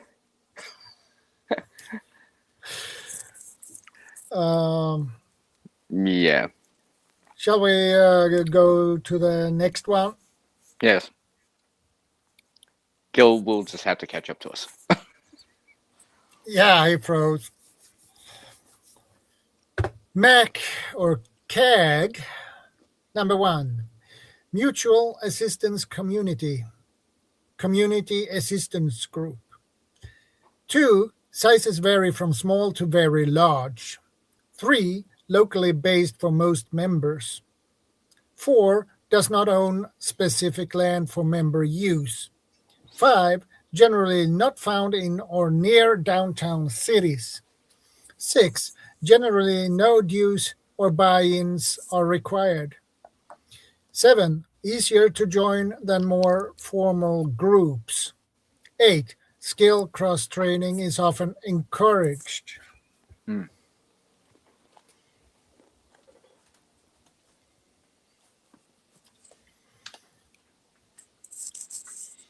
Yeah. Reading the descriptions there of what these terminologies are, that to me would be the easier group to form. Yeah. Yeah, I think so too. Yeah, I think so too. I mean that's you could form that group of just about anybody really, based on just a kind of first impression. You wouldn't have to vet them too much in order to get the general idea of the kind of people that you want within that community, that group anyway, before you start going down the far more formal side of it. Hey Mike. Welcome back. Hi, sorry. Just last No minute. I problem. saw something. There we go. You know, just to add, I think the more important thing to remember is that number 8, right? That's that cross training part of it. I think that's important. Well, like you guys said, right? We don't know everything. Not everyone knows everything, right? So the more people that know a lot of different things, eventually That's wrong. That's wrong. Every woman I've ever dated knows everything, apparently. Okay. What happened to Gil when I was at the bathroom? Did it get blown away again? Well, he's waiting for it to blow over.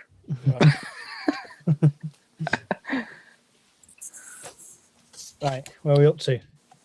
Mac or CAG? Ooh. Yes. Yeah. I never heard of Mac or CAG before. Mac's my initials. There you go. Yeah. Community assistance group. I assume they're similar to MAGs, right? That's what we're saying. Mm-hmm. Size very small, large, local based for most members.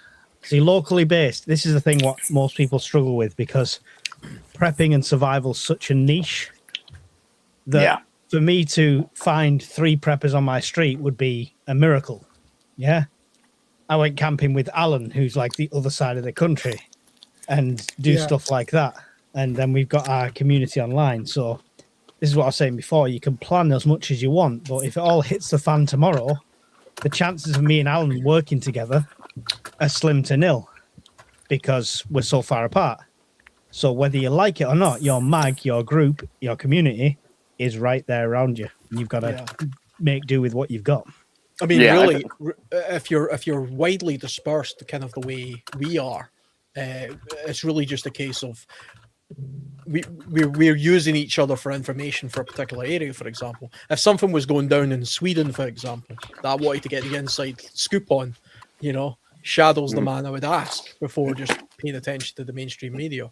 Likewise, if there was something going on in Mike's part of the world, it's good to sort of hear firsthand from somebody who's like-minded what's going on there. But it would have to definitely be community-based, because if everything went down tomorrow and we were all sort of spread to the wind, I mean, what's the chances of me meeting up with you, Mike, anytime soon? That would take a long time, even if we were networked to the point where we had agreed, okay, we're going to make our way to this point. It's going to take a bit of time to get there, and you're going to need assistance. You're going to need assistance to get to that point. And when it comes to places, we've got a Swede, a Scot, an Englishman, and a Canadian in this group, and an American who's blown away at the moment. But if World War III happened tomorrow, none of us are likely to actually physically meet each other. Well, yeah, we're like, see, who said earlier about we're like a village? We're like a virtual village. Yeah. The benefit of having that widespread network, though, it has its benefits as well, Alan, because if I was working in Glasgow, for example, and an EMP hit or a CME hit, I know people that I can reach. You know what I mean? Absolutely. So there's benefits. It swings and roundabouts. You're not all on my doorstep, but I travel the country a lot. It's kind of we all know it's not going to hit the fan on a Sunday afternoon when we're all prepped up, ready. The car's full. We're sat there, feet up on the couch. That's not when it's going to hit. It's going to be when you're in the middle of doing something, halfway on holiday or something. On a Tuesday. Yeah. I mean, it's kind of like having a little cell, a little point of reference of if you happen to be in that particular area, that's a resource. Or somebody that you could potentially sort of make contact with. I mean, I can almost imagine in a sort of mad sort of world of SHTF where I'm on holiday in Sweden or something like that, and I find myself, the world goes to hell. I'm like, well, I do know at least one guy in Sweden. Maybe I can figure out where he is, and I can meet up with him. And if I was to meet up with Shadow, for example, we'll already, even though we've never met, we have a history and we know we're like-minded and we can help each other. So I mean, to that point, either that or you'll walk away from his door with a spear sticking out your leg. Yeah, it depends how bad things have got. That's it. Or Alan, who's doing food. Yeah, or who's caused the emergency in the first place. It's true. The other thing. True. Actually, Alan, if that would happen, if you're visiting Sweden for a holiday, and things like that happen, just come to me and stay with us. Yeah, hey, absolutely. If you find yourself in Scotland and it goes to hell, you can sleep in my bathroom, no problem. And we joke and we say stuff like that, but remember when we were having them really bad CMEs and stuff like that? I was about to go up to visit her family in Scotland, and I genuinely sent a message to Brian in his inbox to say, if this all hits the fan once I'm up there, I'm going to have to come and tap you up for a few things because they're not prepped up there. I'm not really saying I'm going to steal your stuff, but I'm going to be there. We're going to have to work together because I'm going to be in that area, not with all my stuff. Do you know, that's a real life thing, though, when it comes to the sort of mag community. Like I was saying earlier on before you came on, that because I'm kind of a bit of an outsider to the prepping community, and it's only been in the past year I've got involved with it. To me, getting involved in a mag, I'm not going to create one.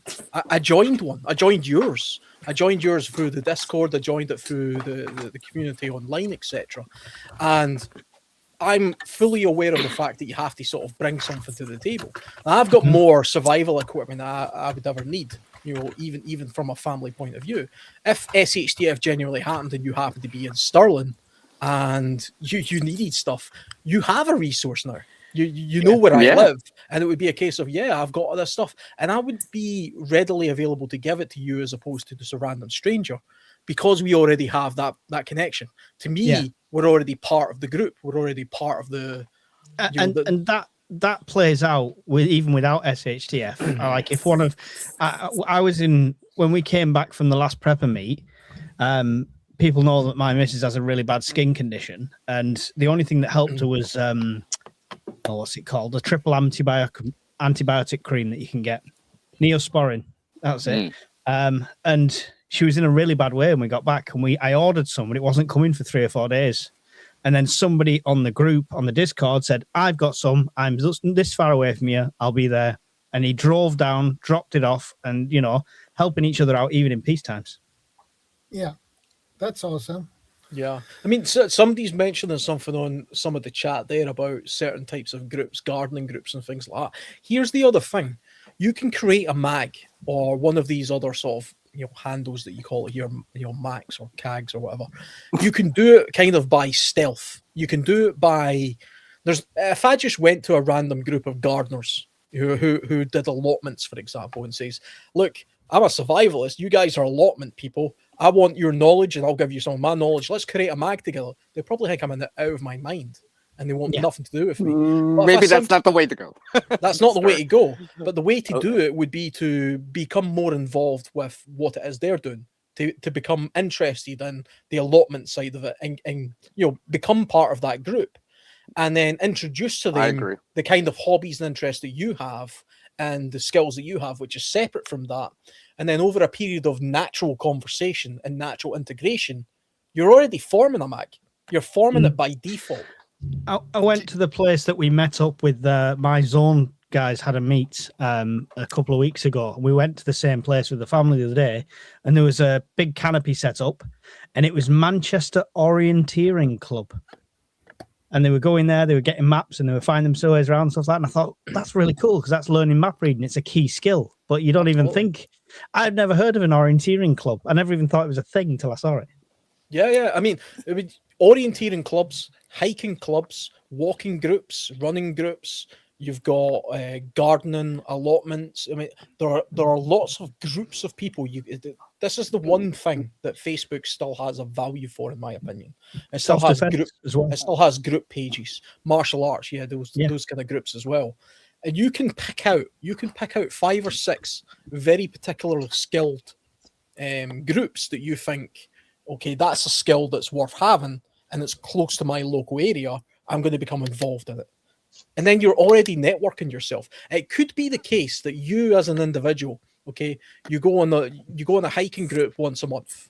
You meet up with your martial arts group once a week because you're interested in that. You do a gardening group once a month.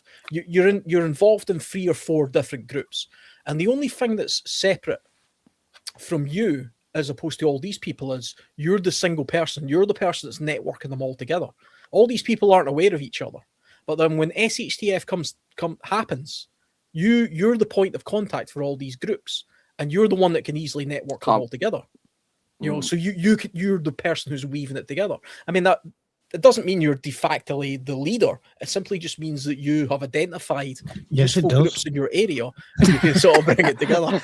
Okay. Mike wants to be the boss. Okay, everyone. Mike wants to be boss. That's what he said earlier. Yeah.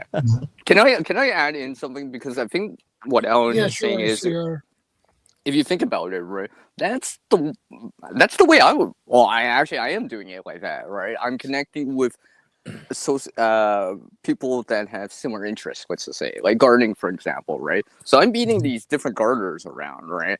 Just to get my foot in the door a little, right? Not necessarily, oh, hey, we're eating dinner next week. It's not quite like that, or but just talking about it and just opening up to it, right? And just starting the lines of communication, right? You got to start somewhere, right? It's not like I'm just gonna go out and be like, hey, I'm prepping for this. Do you want to join me? That might not fly so well initially, right? Because, you don't want to scare people off, right? You don't want to, and stuff like that. It's like, I don't know, right? So, like, something common ground, I guess, right? Where they can relate to it and stuff like that. It can be, you could be starting a seed exchange, for example, right? I guess that is a popular thing too, right? Seed exchange, right? So you're already exchanging like resources, knowledge, even before anything happens, right? Before any SHTF or emergency, or hey, there's something happening in the neighborhood or whatever happens, right? And because you've already come together or met each other beforehand, it's not like, who's this, right? Because if you think about when you see someone you don't know, it's like some people can be hesitant. And it's like, are they an introvert? Are they don't like me? You don't know that, right? But if you've already talked to people, you've already passed by that initial part of it. I think you'll find a lot when it comes to survival. Look, I feel like I'm peeking over the top of this name here. Hello. When it comes to survival, I think a lot of them social barriers will disappear very quickly. It's like, shy people will have died in the first week. That's what I would say. And if you've got social anxiety and that's going to stop you joining a group and surviving, that's all well and good right now in peace times, but in SHTF, that's your death sentence. I think a lot of these social, I don't want to really belittle anyone who's got them, because I know people who have them, but they're social like crutches that people use, like, oh, I can't go and do that because I've got anxiety. I can't do this because I've got anxiety. I can't do this because I've got anxiety. They're not going to last 2 minutes in SHTF. Or they're going to have to get over them. Yeah, exactly. And that's what we had to do. Like, that's what my generation had to do as kids. I can't go to school. I'm anxious. You go to school, you get a kick up the fucking ass. That's what you get. I mean, I think what we're talking about is the social construction of a lot of people. A lot of people think they have these various issues and stuff like that. That's purely because we live in a time of prosperity and easiness, and you need to, if you want to feel a little bit different or get along, you have these very socialist constructed things that would all fall by the wayside in a genuine SHTF type situation. People who genuinely have these problems might find it difficult or hard. For all those people who are just LARPing, who are like, oh yeah, I'm socially anxious and all, I've got whatever condition, you're soon going to get the reality kick up the arse, which will either make you adapt to the situation you're in now or not. And that adjustment will be fast and quick, I think. And that has been the case if you look at present conflicts. if you pay attention to certain communities in the world, I pay a little bit of attention to what's going on in Ukraine, and suddenly, the people in those communities in the eastern side of Ukraine, they don't have these problems. Let's put it that way. Because the hard reality of, okay, you've got some bloody Russians invading you right now, step up to the mark. Suddenly that's got a way of changing the opinions of the social construct for a lot of the problems that our modern society has. Yeah. I think what CR was when he's talking about guarding and stuff for like a mutual assistance community or community assistance group, a lot of these will form not so much around disasters, but around just helping each other out. Community gardens. There are community things that are run by community organizations, like for gardening classes, art classes, night schools for adults to learn new things. People that goes to those will start forming their own community assistance group, find those that live in their area, just so they have socialization and so they can learn skills that they don't want to have to go pay for at a school, but they find out, oh, this person knows this. I can learn this from them, and I can teach them that. And this guy over here knows this. I always wanted to learn how to blow glass or do something. And they'll learn things, and they will become not a prepper community, but an aid community or assistance community where they're helping each other learn things. And this, I think, is probably going to be the backbone of a lot of survival right here, is the MAC or the CAG. Because this is they're going to start doing things just for life. Not worrying about disasters. And then when a disaster happens, like flooding or a neighborhood flooding or whatever, hey, who are the first ones out there before the city comes out with it or the fire department? These guys are coming out helping each other. And this, I think, is going to be probably the backbone of a group you want to be part of. You've got to remember, forming a group is not the difficult thing. Because we live in a society where a lot of people are a bit mindless to these kind of realities. They don't really see what's coming ahead of them. Right. They're entirely dependent on the system or somebody coming to their aid. If a natural disaster happened tomorrow, you would find a whole bunch of people wandering around like headless chickens. Eventually, they would form into a little huddle, and they would be a group.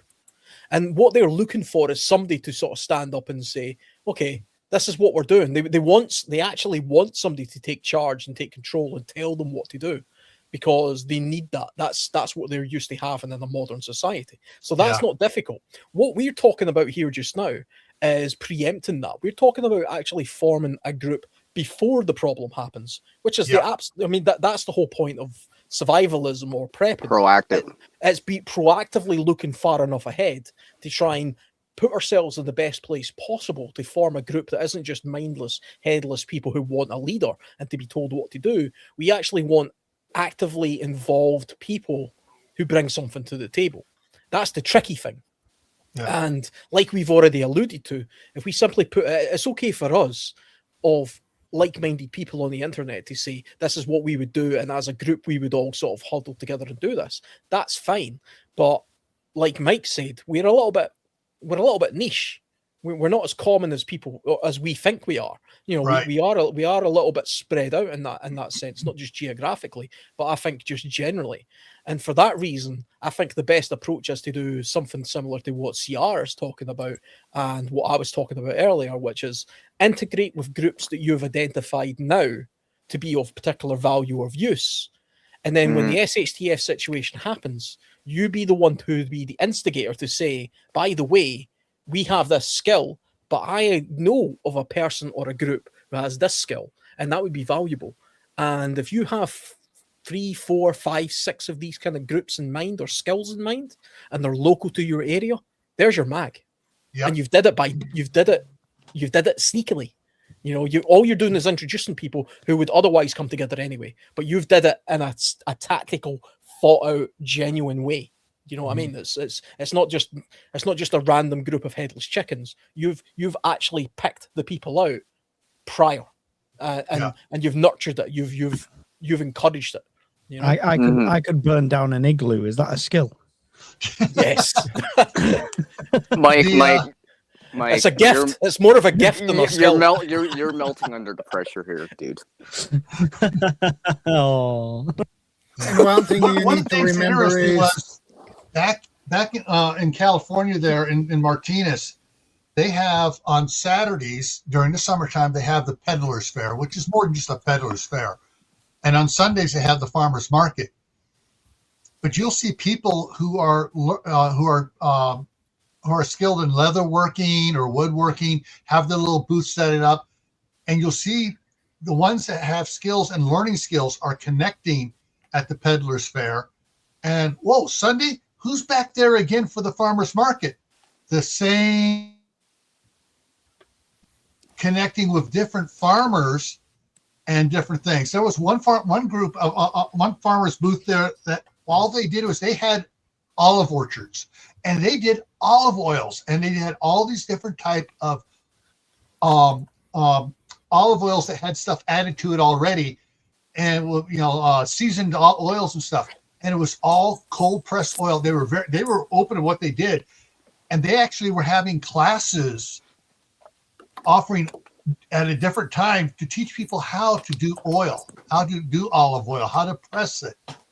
And then then we had the Vianos vineyards who were teaching people how to raise grapes and stuff in their own yards and stuff, and how to make their own grape juice or wines for their own little cells. Yeah, their business was making wines, but they were teaching other people how to do it small scale just for themselves.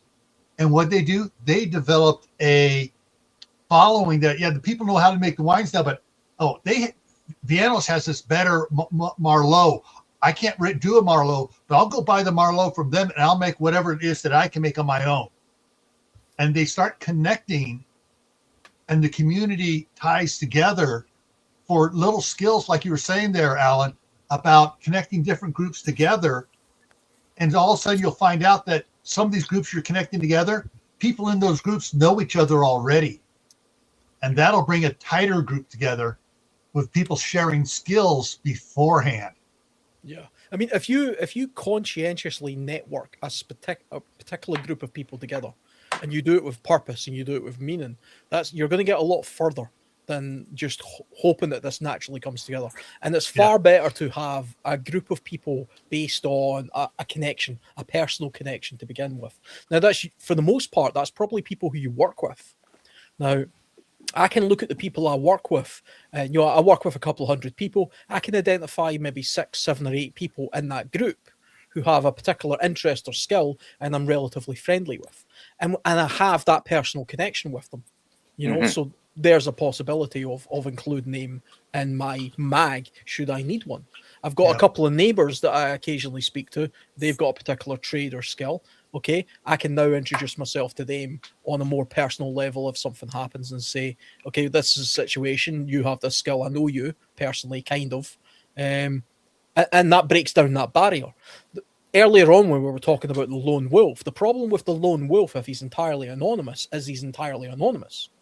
And so if that person knows that they're completely outside of that group and they have no connection and no way of getting anything back to you, there's nothing stopping that person taking advantage of a situation. Because they know they can get away with it because they're outside of the the body politic of the larger group. Yeah. and I think you're quite remember, lucky there. Sorry. and remember this: if you join a group, remember that you need to do your part for the group. If you don't, you're a liability, and you Don't are just take. Don't Just take. All right. I think Don't Alan's just take. looking Give there. some back. I look around my workplace and I just see lots of walking long pig. I don't see anyone I'd take in a survival group. But don't sit there disheartened if you don't think you have any of these skills. That is not the only way to be involved in a group. Yeah. You're not a doctor, you're not got joinery skills, you're not got medical skills, anything like that. You can labor. You can do security. You can do guard duties. You can sit there stowing fishing nets. You can do something, even if you don't know it. There's a lot of skills to be had. The water around. The other thing is, if you have a skill and you're part of a group after SHTF, never do it alone. Have somebody shadowing you the whole time. Yeah. Teach. So if you've got one doctor in the group, you should have 2 willing people at least shadowing that doctor the whole time, learning what they possibly can. Same with any other skill in there. Like I know I don't think I'm good enough to do hunting. I've done like little bits like with rabbits and stuff. But if I was with Alan and he was doing some proper hunting, I'd love to go along and I would just observe and learn as much as possible. So it's about spreading them skills as well, not just holding on to it like this is the reason I'm in the group because I have this asset. Everyone needs to learn what they can once they're in there. I agree, Mike. Yeah. Because the more people that have the skill, right, then you have some. Well, if in the bushcrafting community and the survival community, that 2 is 1, 1 is none, right? Yeah. You think about it like that, right? If there's only one doctor and he has all the information, no one else knows it. What happens when he gets sick? Yeah, or whatever, right? Or he's not there. All right. And that's the thing. If you're the doctor, you want to train other people because Murphy's Law means you're going to get sick at some point and you're going to need someone trained to take care of you. I agree. Yeah. I mean, because there are so many things to do. Repairing clothes, putting patches on clothes, while someone's out there doing the heavy work and their clothes are getting worn knees or whatever. Someone that can fix that is a great asset to that person that's doing the heavy lifting. And and what Goths just had, what you had up on the screen just before, what XOXO Goths put on Shadow, about somebody who's heavily disabled, elderly person can help watching children, telling stories, tending the fire. This is why the reason I started the UK Prepper Network is because I tried to join a couple of others.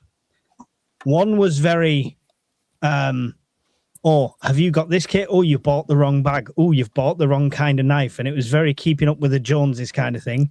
And then the next one was very military-esque, a bit too military-esque, a bit too people playing Walter Mitty's. So and both of them kind of excluded people, different people, but like, we don't let that type of people in. We don't let that type of people in. Or they're not going to be any good in SHTF. Everyone's welcome to the UK Prepper Network because of exactly what Goth said there. Everyone's got some sort of use. Even Brian will use him as a human sandbag. But other than that... Poor Brian. Poor Brian. Simply just Krista has a question here. What about the vulnerable in any society? Are you not willing to take care of them since many don't provide these skills you mentioned? As I say, they can provide some sort of use. Now, it depends how vulnerable they are, right? At the end of the day, if they're heavily reliant on medications and stuff like that, and they're in a care home or something like that, chances are they're not going to make it very far through an SHTF. It's the brutal truth to it. If you're depending on any sort of refrigerating medication, any sort of just-in-time medication, stuff like that, you're going to really struggle. However, like old people, anyone who can't walk far and stuff like that, there's still going to be ways they can help out, and they can. And don't forget, as long as these people are compos mentis, they have, my brother is blind and autistic, needs 24/7 care. Yeah, I mean, obviously that's like the extreme scenario, and that would be down to the individual's family and stuff like that. Yeah, I wouldn't exclude people like that. They wouldn't come alone. Obviously, they'd have family with them, and their family would do their bit. Yeah, but it depends. There's always going to be something somebody can do. My brother's very high on the spectrum. Socially, you couldn't put him in any situation, but he would have something to do. If you put him in a room with some pens and making maps or anything like that, he'd just thrive doing that. So I think excluding people is the wrong way about it. Knowledge, even old people who can't walk, can't do anything else, still hold knowledge that we can use. Yeah, I definitely agree with you, Mike. It's like to answer Krista here. My oldest grandson is on the spectrum, and he's considered nonverbal communication, but he's slowly learning to communicate. And what can he do? He can keep an eye out for things. Mm-hmm. He can keep it, be looking and saying, and when he sees something wrong, he can say something. You know, those are things he can be trained to do. It's one of those things that, you know, you find what people can do and put them to use doing that. Well, she just said there, my brother's really good at doing repetitive tasks and can play the piano. You know, I peel potatoes, cut wood. There's, entertainment. Yeah, there's I three agree. different things there easily. Anything repetitive and stuff like that. Repetitive tasks are the things that other people don't want to do. So perfect. And to the answer to the previous question to that, it's all going to be community based. Alan could start a community and it could be a complete, you have to be an alpha male to join here, or you're going to procreate and that's it, and that's all we're letting in. And I could start a community saying, oh, I'm all welcoming, everyone can come in. That's going to be based place to place. Yeah. Whether they welcome the thing people is, like that in or not. We're also talking about specific tasks within a larger community as well. Now, a community of people are going to have varying skills and attributes and levels of cohesion or levels of use. You know, if we genuinely, we're not Spartans here. We're not talking about a Sparta community where every single person's a bloody warrior and you have to be of a certain age group and standard in order to be able to move forward and do whatever. You're going to have elderly people. You're going to have what use is a baby?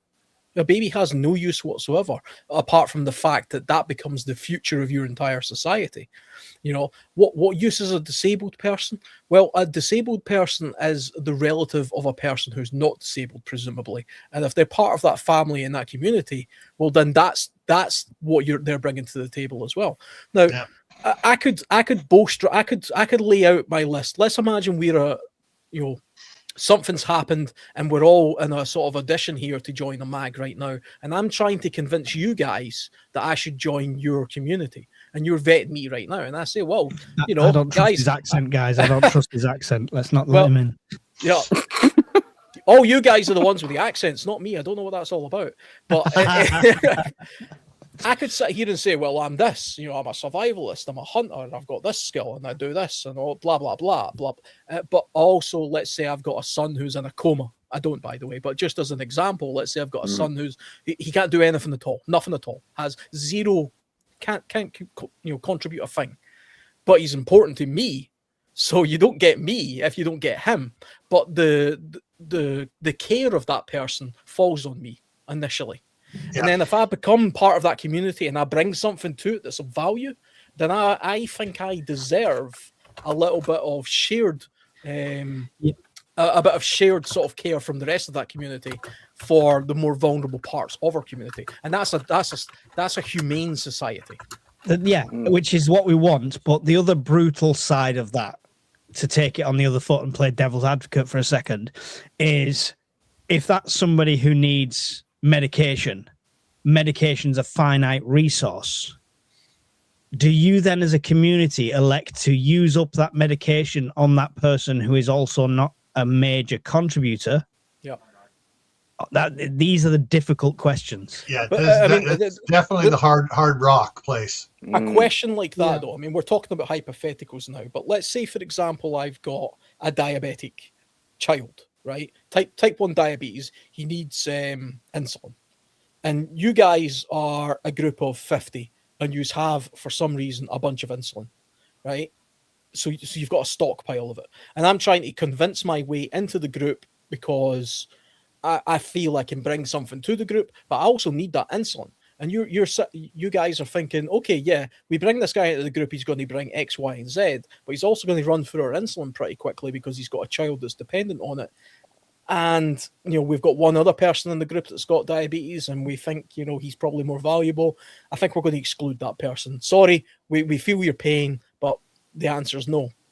Yeah. That's fine. I tell you what, though, now I know you've got insulin and my entire life at that moment in time is going to be about, well, fuck that group. I'm going to do everything possible to get that insulin. I don't care about anything about you guys. You've made an enemy. Yeah. If you're being vetted into the group, they're not going to tell you they got all this insulin. So you're not going to know they have all this insulin. Yeah, I knew we shouldn't have flown that flag that says we have thousands of insulin in here. It was a big mistake. I knew it. One of the things, though, you touch on something you guys have been kind of touching on a little bit here. The elderly community They may not be able to do much, but if they know how to can food, they know they know what proper mushrooms look like and stuff. They can teach and supervise processes going on. They have the skill to do it, but they no longer have the ability, but they got the mental acuity for it. Hey, there's a teacher you need, and they need to be put to work teaching. That's a good point, Gil, because it could be, let's say your elderly grandma that has arthritis in her hands, so she can't knit or sew or do any of it, but she knows how to do it, and it can explain it to you, and you can follow along, and she can, be like, oh yes, you're doing it correctly, and pass that skill along to the next generation. Worst case scenario, my cabin needs a draft excluder. Lie down there, Grandma. From a survivalist point of view, the kind of communities that I pay attention to, I pay a lot of attention reading up on small indigenous communities and the likes. The communities, or the cultures rather, more so culture rather than community, who value elders as a main focus of their community are, to my mind, the more prosperous. They're the most, they're in a microcosm, but they have the most to offer.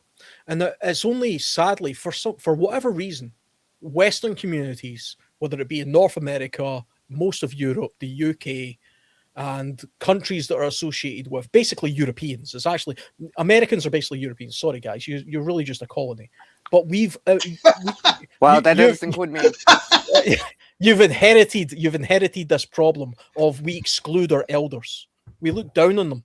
You get to a certain age and you get put in a care home and you get ignored by the grandchildren. And that's a symptom of our society that's done that for some reason.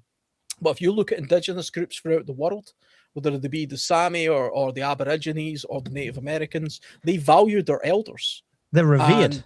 They're revered. For some reason, we don't do that in our culture.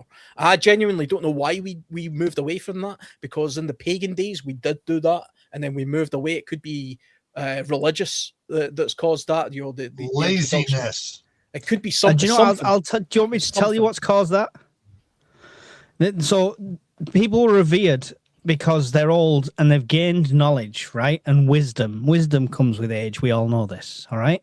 Well, for some of them. Now, everyone coming up has Google, has the internet at their fingertips, and they think they know nothing. Nothing granddad or grandma can teach me. I can't Google and look on YouTube is their thought path. So they've suddenly become, it's more redundant. It's like I used to sit around and I could listen to my granddad before he passed, talk about the war. He's taught me sign language. He taught me German. He taught me all sorts of different skills. I said the war and then said he taught me German. I should mention he was on the Allies side. He wasn't German. But he taught me so much. And just through sitting there listening to him, stories, things like that. But the generation come up now, they've got a 7-second attention span before they want to scroll on to the next video. As long as Grandad can get his point across in 30 seconds or less, they'll be all right. There's no patience. There's no value for them anymore. That's why. Yeah, I think they're lazy about gaining knowledge. I think it's deeper than that, though. I think we've had the problem of excluding the elderly long before the introduction of smartphones or the internet. I think that's a societal or a cultural marker of Western society, European Western society. And when I say European, I also mean North American, because it's basically the same. So Australians, for example, are exactly the same, but the Aborigine Australians are not the same, because they still value their way of doing it, which is Indians, for example, in India, they still genuinely value a sort of a system where the elderly are more revered and they have more value in the community. Japan very much so still has this in their community, and they're better for it. I think they're better for it, in my opinion. Yeah. One of the things on that, Alan, is that in Western society, we've gotten into the trap of greed. All right, they're not making me any money. I need to make money. I need to keep up with the Joneses, and my grandparents aren't helping me. So I don't need to take care of them. I need to take care of getting money. I think that's part of the problem. Yeah. Yeah, I mean, it could simply be the absolute capitalist sort of mindset that we all have. in our society that is driving that.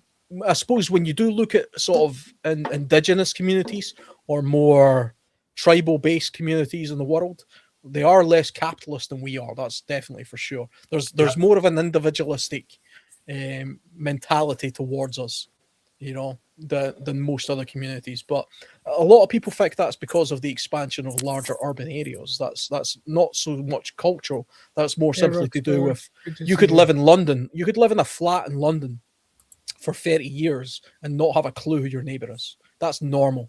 Yeah. You know, and people often say, "Oh, you go down the London Underground and you know you pass 1,000 people, but you don't make eye contact with any of them or say hello." Well, of course you don't. Can you imagine saying hello 1,000 times a day? It would just be annoying. But we also still suffer the delusion of Coronation Street and EastEnders and these soap operas where they all know each other and stuff like this, and it's a load of crap.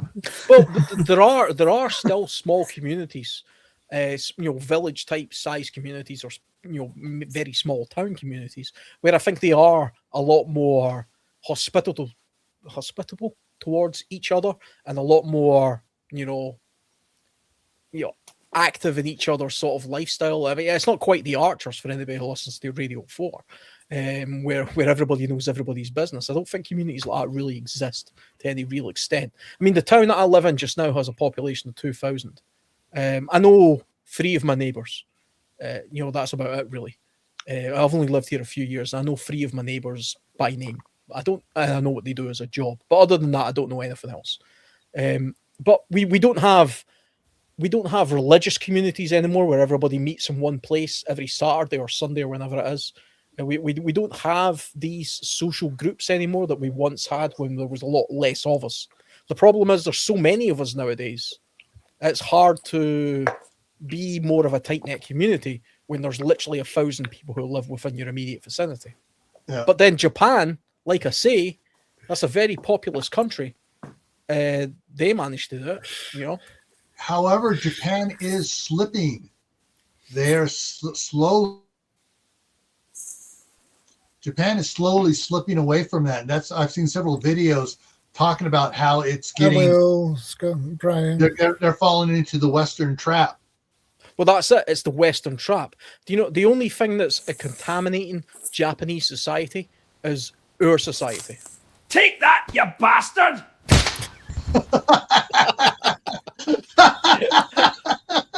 That's for mocking her accent earlier. Sorry. Okay, the last one. LLC, Limited Liability Corporation. 2, sizes vary from small to very large. 3, legally set up with members as shareholders. 4, very structured with specific rules, bylaws. 5, predetermined membership levels and stock buy-in costs. 6, the company or corporation owns the land. 7, skill cross-training is often required. 8, background checks. Yeah. So this I can speak to because this is something I kind of looked at. So I've run a limited company before with directors and stuff like that, and an LLC. I've looked into it quite deeply, and it's something that somebody said maybe it's something I should look at because I wanted to get land, not just land for my own personal use, but for the Prepper Network use. The negative side of it is you take what is a hobby, a passion, and you know, a friendly face on YouTube into this is suddenly a business with shareholders and things like that, and people you have to answer to. And I would love for everyone to be involved in getting some land together. But if nothing grows on that land, or there's something wrong with that land, or that land gets hit by a goddamn meteor, then people are going to have expectations after the fact. So there's a lot of responsibility falls on you. It's a difficult one to do, and many preppers talk that they want to be involved in things. When it comes to putting up time, effort, and money, they go silent. Yeah. So it's a difficult one because this takes the step from here's a friendly organization that we can all get involved with and potentially survive something in the future to right now we are officially an organization, and the tax man's going to look at us and the government's going to look at us and we're going to be recognized. It's a scary and dangerous step. I've worked with groups that have asked me to come in and help them set up their LLCs for this, and they have, some of them have a hard time getting it to work. Others get it to work really easy because they got charismatic leaders in there, and they let people know, it's all right. You want to join us?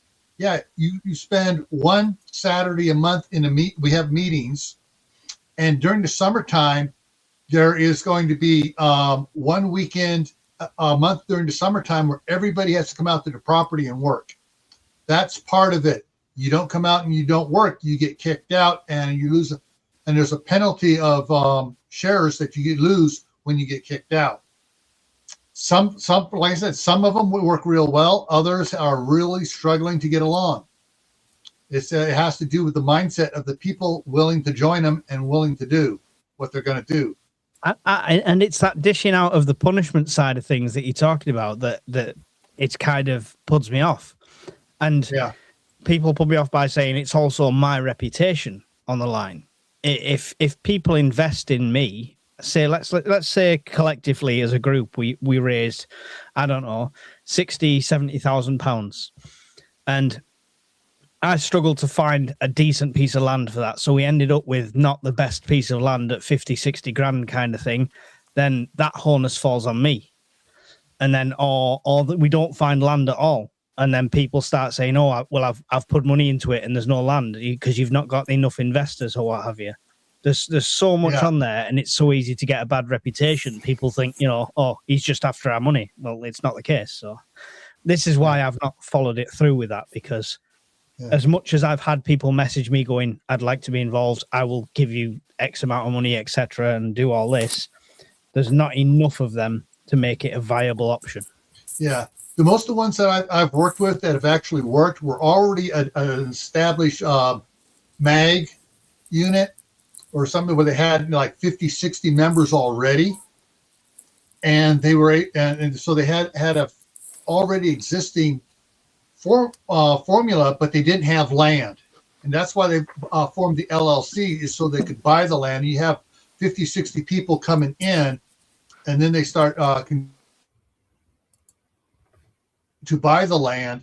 And to do that, those are the ones that work better than the ones that are just trying to start an LLC first and then get people to join. Well, yeah, but we've got 400 plus people on the UK Prepper Network, and 25% of them are like, oh, yeah, I really want to do this. I really want to be involved. And then you say, like, oh, do you want a patch for £7? They're like, oh, no, it's a bit expensive, that. I'm like, well, how are you going to put 10 grand into land? Shut up. Yeah. Get out. Yeah, that's good. But that's the thing is, you got to have a group that's going to actually be behind it. Like you said, your network is across the UK. Most of these are ones where they're actually already meeting together, every month or every other month. Yeah, and I think that's what it'd end up being. So we've got like zones. If a bunch of people from Zone 3, for example, got together and there was 10 of them, and they could get some land together, brilliant. And that would probably work better because they're all in a proximity. It's difficult for me to get somebody in London to invest in some land that I want on the border of Scotland, because they're not going to see that benefit. Yeah. So it's difficult. And that's the thing is for these. Some of these work really well. Some of them don't. And it's the structure behind it is, you see, everything is set up and drawn up beforehand before anybody joins into it. Even if you have an existing organization already, everybody votes on, does it, and then they join into it by whatever they can afford to come into it. One of the ones I helped set up, they had 280 acres. And there was some old farm. There was an old farm. There were buildings on it and stuff. And so the first thing they did was, as they set up, you put in so much, you get one of these different levels. The beginning level would get you a spot to set up a tent. A little bit more, give you a spot that had for parking an RV that actually had a hookup for RV. And as you went up the line, you got different things. And one of the levels there is, okay, yeah, you get this area here to bring in a modular home, to set a modular home up on it. And so they had it set up, and that one, I'm not going to say where they're at, but that one's still going strong, and they've quadrupled the size of it, and they bought neighboring land around them. But they also had a very charismatic leader who was devoted to it, and he did a lot of stuff, and he goes, okay, my time's done. He goes, my time's done. Somebody else run for it. And he stepped back and he coached the new leader. You're trying to say I'm not a charismatic leader, Gil? Is that what you're saying? No, I'm saying this is what happens here with this group I worked with. And it's like, you are, Mike. You are trying to get me to join. I go, sorry, you're in an area I don't want to go to. I will help you, but I don't want to go there. Yeah. I think having the land initially is the way to do it more than anything else. Like I keep joking on videos, and it's half a joke and half hoping somebody will spot it. But if somebody joined the network who already had like, oh, I've already got 20 acres of scrap land in Dumfries and Galloway that's not being used, and then they wanted to be involved, so suddenly you've got your head start right there. Yeah. So, but it's starting from scratch with no land, trying to raise the funds to do so through that LLC is always going to be like nails against a chalkboard, I would say. I mean, it depends. It depends what you want this land for. I mean, what's the purpose of this land, and that's very specific for wherever. Mike's mansion, nobody welcome. Yeah, I mean, it depends on where you happen to be in the world, really. Because I mean, from my point of view, I mean, in the US, you've got BLM land. So you can do a lot on there, from what I understand. It doesn't require any kind of, you don't need to own it in order to go in there and set up a camp for a period of time, or even do some hunting. Where I live in my part of the UK, I can camp anywhere I like, whether you own the land or not. So I don't need to own land in order to do the activities I do. So it makes no sense. There's lots of value to owning land, of course, but I mean, unless you've got a very specific reason for owning it, I don't see the value of it. It's a bit different in Scotland. A bit different in Scotland to England because you have the wild camping that we don't have.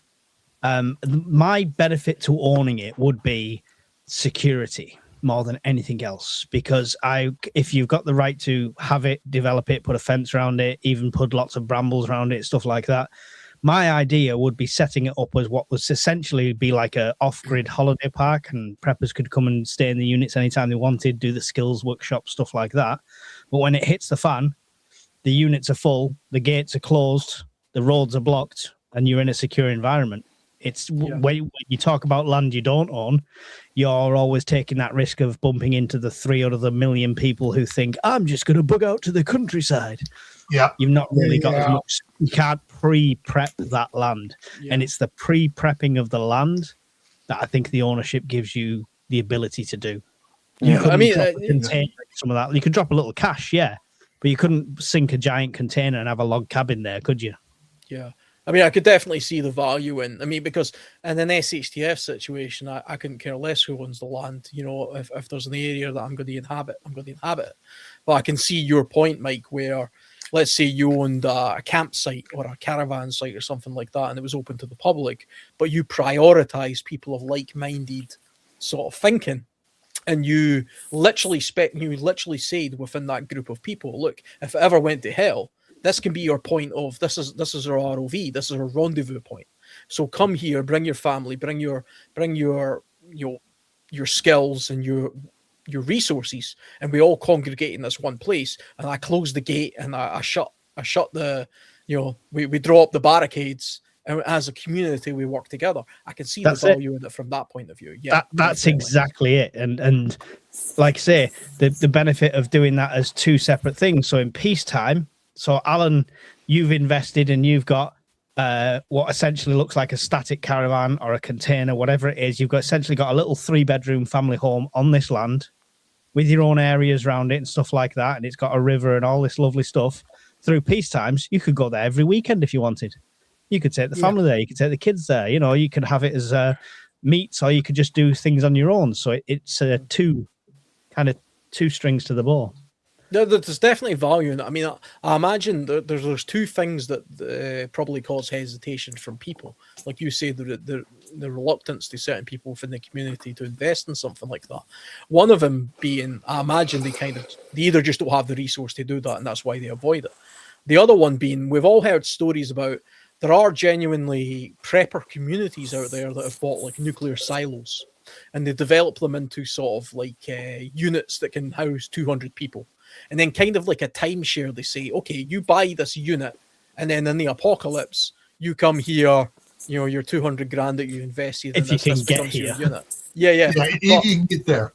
But it's not just a case of can you get there. Let's say you do get there, and the bloody gates are closed, and the billionaire who's taken all your money has now like, yeah, sorry, mate, I'm just got to keep the whole bloody thing to myself. I don't want a random in here. But I invested money in the timeshare. Don't care, mate. The world's ending, you know. Good luck. I can kind of, I'm not saying that's what you would do, Mike, but I can see the hesitation. No, but you're right. There's a trust factor there massively, and it's the same with anything like that. And even if you set up as an LLC, like we've got on the screen here, without rule of law, what does it matter? That anyway? That's the thing. What does it matter when an SHTF happens? Exactly, and I think it's about building that trust. And I'd love people to come on board, and like to think I've got the trust of quite a few people, but there's always going to be people with that seeding doubt. Or there might be people that, like, you know, this year they're so totally dedicated to prepping and they get involved. And then next year they're like, I don't want to be involved anymore. I want to pull out. I want to sell my chunk. I want some money back. Or, you know what I mean? Yeah. So, Yeah. Waves and fads. Yeah.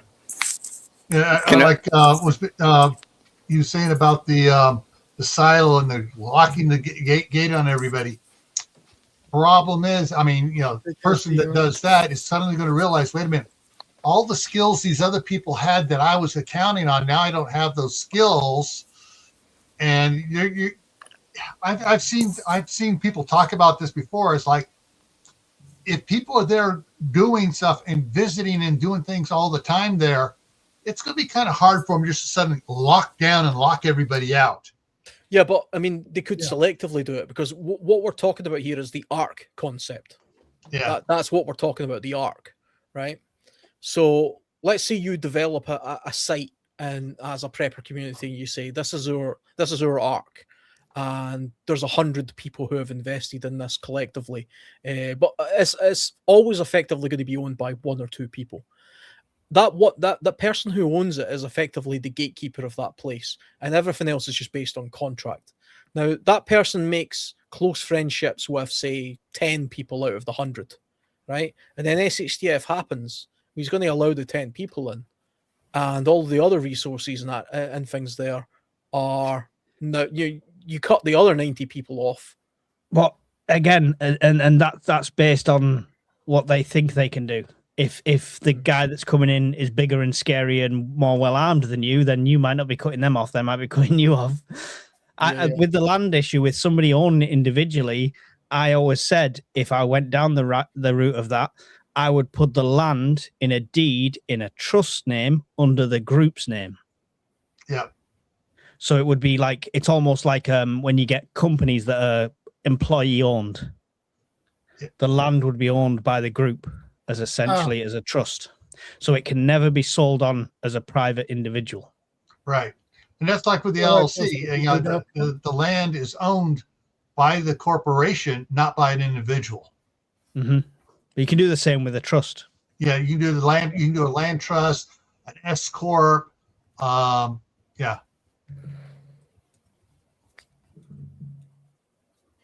But yeah, there's any type of set that is setting up like this. The odds of having a bad actor doing that involved in something this big is very, very low, because if they're involved in it, they already realize, wait a minute, I need as many people in here with as many skills, and I don't want to cut. He's not going to want to cut anybody out, because they know they need more people, and they'll always need more people than they can actually get, specifically for a gene pool.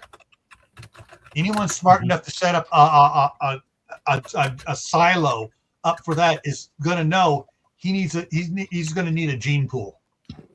And if he locks himself away, yeah, he's going to be good for a generation, maybe two, and then they're dead.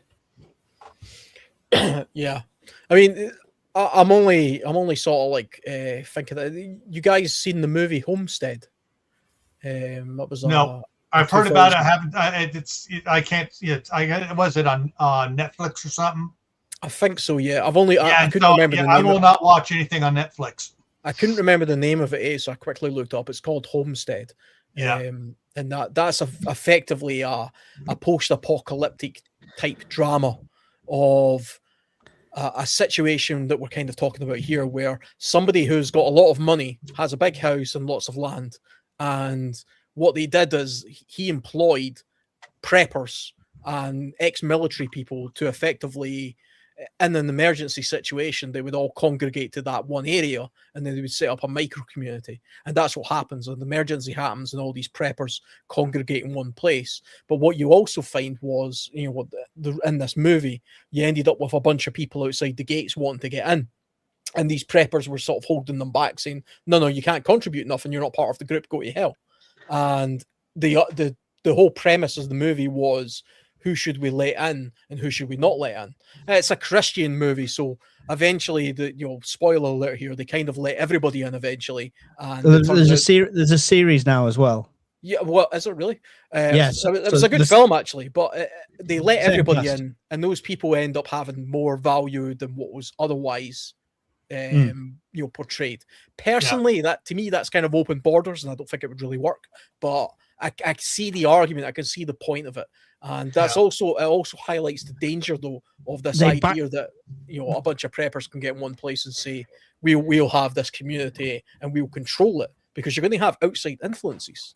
They backtrack on that open borders policy into the series, Alan. So you're aware. The gates become closed, but it's not Netflix skill, it's Amazon Video or Angel Studios that produce it, so you can see it on either of them. Yeah. So, great actor in it. That guy, what's his name? Neil or something. Always recognize me. He's got white hair. I can never remember. Yeah, he was in the Tulsa King as well. He's a fantastic actor. Yeah, really good actor.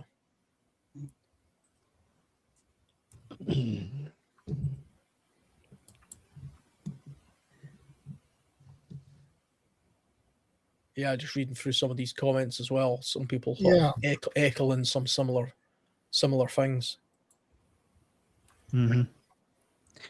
They are very picky in the countdown. They locked out a lot of people in that movie. They didn't want to run out of food. Yeah, and in the series, they've carried that on of kind of you can come through, but you can't kind of thing, which we spoke about like on podcasts and stuff before. Sometimes, as much as we'd love to welcome everybody in, if you had that safe sanction, that bit of land we're talking about, Alan, you would have to close the gates. Yeah, quite a period sooner of time. or later you have to do that. Yeah, because it's just going to be like a plague of locusts of people coming in. Yeah, I mean, do you want to, if you've got enough food, if you've took if you've put together enough food to sustain yourself and a few like-minded people, and you've took the initiative to do that, why should you have to slowly starve because you've now decided to spread that far and wide with all the people who didn't? And there is a justification there, I think, for pulling up the drawbridge, and saying, "Look, sorry, but you guys should have did this." Yeah. I mean, it's probably the one time that preppers would be able to say, "Well, we told you so." We got to say it all through the COVID days. One of the problems I have with a lot of the stories about like, oh, we're closing the gate, and now there's all these people at the gate. It's like, how the hell did all these other people know there was something there to go to? I mean, that's valid where you are, but in the UK, population density wise, people are going to come across you. Yeah. And if you look like a community that's got their shit together, word will spread. Depends how remote you are. Too. Yeah, I mean, and again, if you look back in history, this happened. It happened in the UK as well. We actually had points in UK history where we had great famines going on or plagues, and you would have these random communities that were better kept than others. And it literally was a case of they would build walls around cities. Edinburgh, that's my closest city. That was literally at one point a fortress city. It had a wall all the way around it and a big drawbridge. And when the plague was happening, when the plague happened, it quite literally had people at the gates banging to try and get in, because they knew that beyond those walls, there was food, there was water, there was some sort of degree of medical resources, whatever. But outside of those gates, it was like bloody hell on earth, you know. But the people inside those walls knew that at the second they opened the gates, they wouldn't be helping those people. They would just be inviting hell on earth into them, and that's why they didn't. And there was they had to play a dangerous game there. The irony is, I think in a modern situation that flips, right? You wouldn't want to be in the center of Edinburgh or York or London. You'd be banging on the gates to get the outs. I wouldn't want to be in the center of Edinburgh nowadays, you know. Beheaded person on the road. That was the recent one there, wasn't it? Oh yeah, that's right. With the bus. That's part of the problem with letting people in. The ones you're letting in, most likely, most of them are going to be ones that didn't prep, didn't do this. They think they're owed the food. They're owed the right to be there. They're the exact type you don't want to have in there at all. I'm gonna have a hard printout, Gil, of my Patreon members list, and I'm be like, nope, you didn't give me £6 a month. Get away. Go. Bet you wish you had now. There's, and it's just, there's going to be a cold hard fact with a lot of groups that are out there. Once they set up, anyone trying to get in, they're going to be looked at as these guys are going to kill us because they're taking our food away from us, and they're too lazy to help grow food. So yeah, they're going to wind up killing us. So either we keep them out and we stay alive, or we let them in and we all die. Yeah, and 90% of the population is going to be this whining, entitled, somebody needs to feed me, somebody needs to give me water, somebody needs to look after me, somebody else needs to save me. People. Yeah. And that's going to try and project onto you, people, communities that are ready. Yeah. And it's a hard fact, at least I know here in the United States, it's going to be a hard fact that anyone trying to get in is going to take a dirt nap. Yeah. It's not far from the truth here as well. Yeah. Just to think that the UK is not armed in any way would be delusional. And I know there's a lot of shotguns and other things around over there. It's not just that. You're talking about people of a prepared mindset. Even if you do take firearms out of the equation, you're talking about people that are trained in proficiency with other things. Yeah. Bows and arrows. Turn around to me and say, "Oh well, you've put yourself on YouTube, so if it hits the fan, I'm just going to come and find you and take your beans. What are you going to do about it?" Like, all right, yeah. I tell you what, the sword and the shield went a long way for a very long time in human history, especially in these islands. Yeah. So, and Britain had a great weapon called the longbow. Yeah. Oh yeah, that's kick the crap out of the French. That weapon. I like longbows. 2 fingers. I tried a 60-pound longbow. I could pull that easily, but I tried a 120-pound. Oh boy, I couldn't even pull that one. Yeah. Nice. I mean, it's like I say, you're talking about the people that survive these things comfortably and have resources are already trained. Chances are me and Alan can swing an axe better than the average Joe, just because we do it, just because we've cut wood and stuff like that. Yeah. So if it came to a knife fight, then you're picking a fight with a community that have all got experience in handling things like that. So you just, some people are delusional. I mean, it's like my daughter. She was the president of the fencing club at the university she went to. And so, she's well trained on that. Yeah. I taught in my early 20s. I taught at the the local college and at the police academy for defensive tactics and firearms. You know, so yeah, there's a lot. And then of course, as a scoutmaster, I taught all the scouts how to shoot rifle, shotgun, archery, tomahawk throwing, knife throwing. I'm not throwing my tomahawk. It was too expensive. Well, that's why you have the paracord on it. You throw it and you pull it back. There you go. I've seen a beautiful one. I need a magical £90 to appear in my account for this S-Twing one. Oh, it's beautiful. And I've had S-Twing hammers when I was a joiner, and it's the best thing to swing. Oh yeah, I love S-Wing. Well, they do a proper like tomahawk as well in S-Wing. Love it. Yep. Well, here we have what it looks like a tomahawk, but it's basically a shingle hammer. Yeah, for cutting shingles and stuff. Yeah.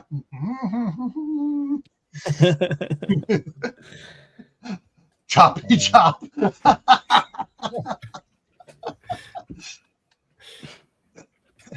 But yeah, there's yeah, and that's one of the things that I try to get across to people. You know, I'll end a lot of my videos and live streams with keep adding to your preps, water, food, medicine, clothing, et cetera, et cetera. Learn a new skill every month. Doesn't have to, there's all sorts of skills you can learn, including self-defense skills. Or attempt to. Attempt to, yeah. Feed the skills that you already have, because skill fade is a big thing.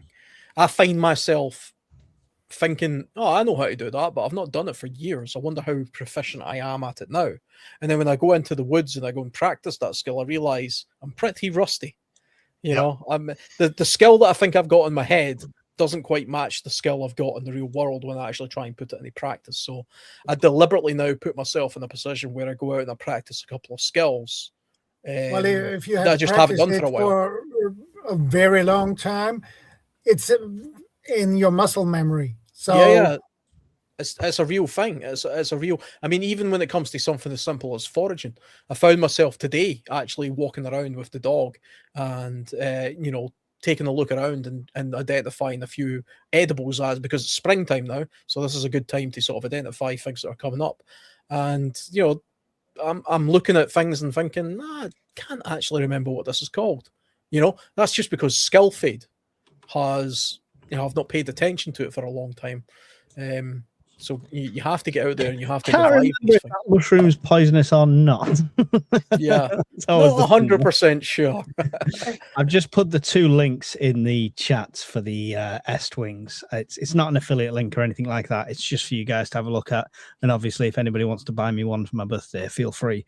But it's the double bit axe, which is beautiful, and it's the S-Twing Black Eagle leather. Which is like a hatchet / tomahawk thing. So yeah, lovely bits of kit. I was looking at a website the other day that still makes genuine swords, genuine handcrafted proper long swords and traditional British swords, from back in the day. And nice. I tell you what, if I had to spare 600 quid, there's some beautiful swords. I've got no use for a sword, but I just wanted it because it was such a nice thing that was a major part of our history for a long time. That website I've pasted, I don't know if you've used it, Henny. It's Haines, or something it's called. I've bought some stuff off them before. They're dangerous. Oh, they're dangerous. Yeah. And they're really fast delivery and everything. So yeah. Got my little Kirkshaw knife off of them, actually. They're really good. Well, that's where the survival knife was from. The thingy, the one I give away. That's where that was from. Oh, yeah. Yeah, great site. They sell a lot of good stuff, that website. A lot of survival type gadgets and things. I'm going to say if they want to sponsor my channel and just send me everything. I think unless your channel's got 1 million subscribers, they couldn't care less. They're one of those types, Yeah, I know. So we just need to find 1 million preppers in the UK. It's never going to happen. Yeah. No. I don't think you could find 1 million preppers in Europe, let alone the UK. If we want to make it big, we've got to rely on that colony again. Oh dear. No, it's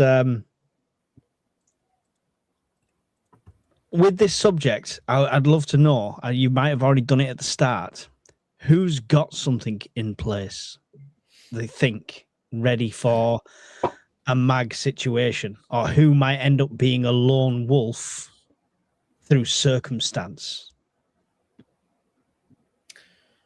I mean, earlier on when we were talking about it, it came down to terminology again. I think we kind of all agreed a lone wolf, to our mind, is the kind of hermit in the house or the cabin who wants no contact or interaction with anybody whatsoever and is completely isolated.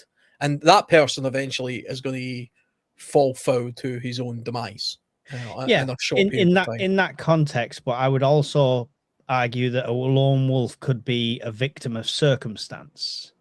I've just moved, for example, from one town to the other. I don't know anybody local, and the shit hits the fan a month later. I am a lone wolf, whether I like it or not, technically. But a lone wolf will actively seek to exclude himself from anybody else. Yeah. So they will, even if the opportunity arises for a lone wolf to be part of a community, he will say no. Yeah. And he'll push himself away from that because if that's a particular mindset as a lone wolf kind kind of thing. Yeah. To my mind, like I don't want to go over old ground again because we spoke about it earlier on, but everybody's a lone wolf to begin with in a way, because survivability, which is what it's all about, starts with you as a person, you by yourself, your skills, your knowledge, your preps, your condition, etc.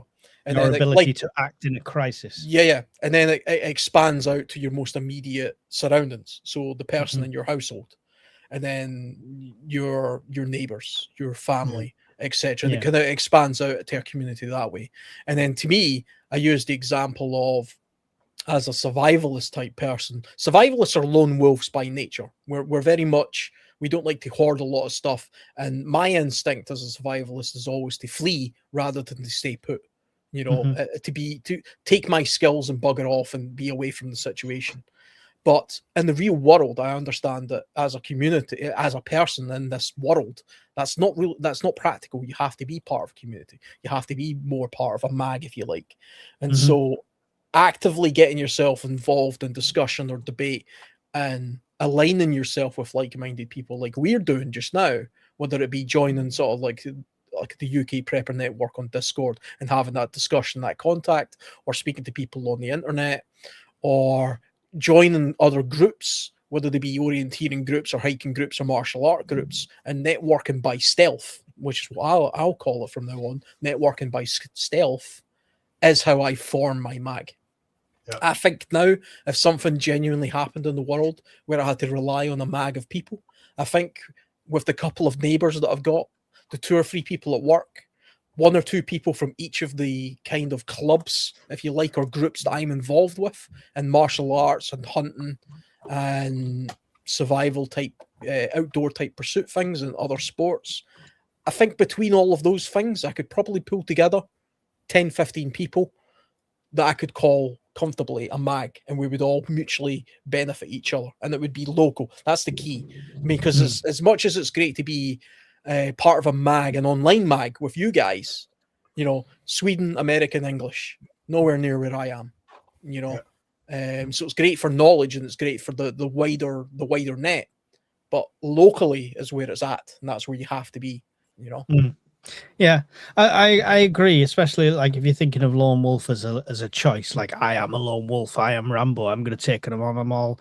I think it's the lone person situation then probably is more so like at the moment where I am right now, neighbors wise and stuff like that. I haven't got a clue. I would be on my own or with just immediate family that lives in the house. So it puts me in a lone wolf situation, not by choice, as I would say. But your choice is, as soon as you can, is to be no longer a lone wolf, but part of the community. Hey, Bob. Yeah, definitely. Yeah.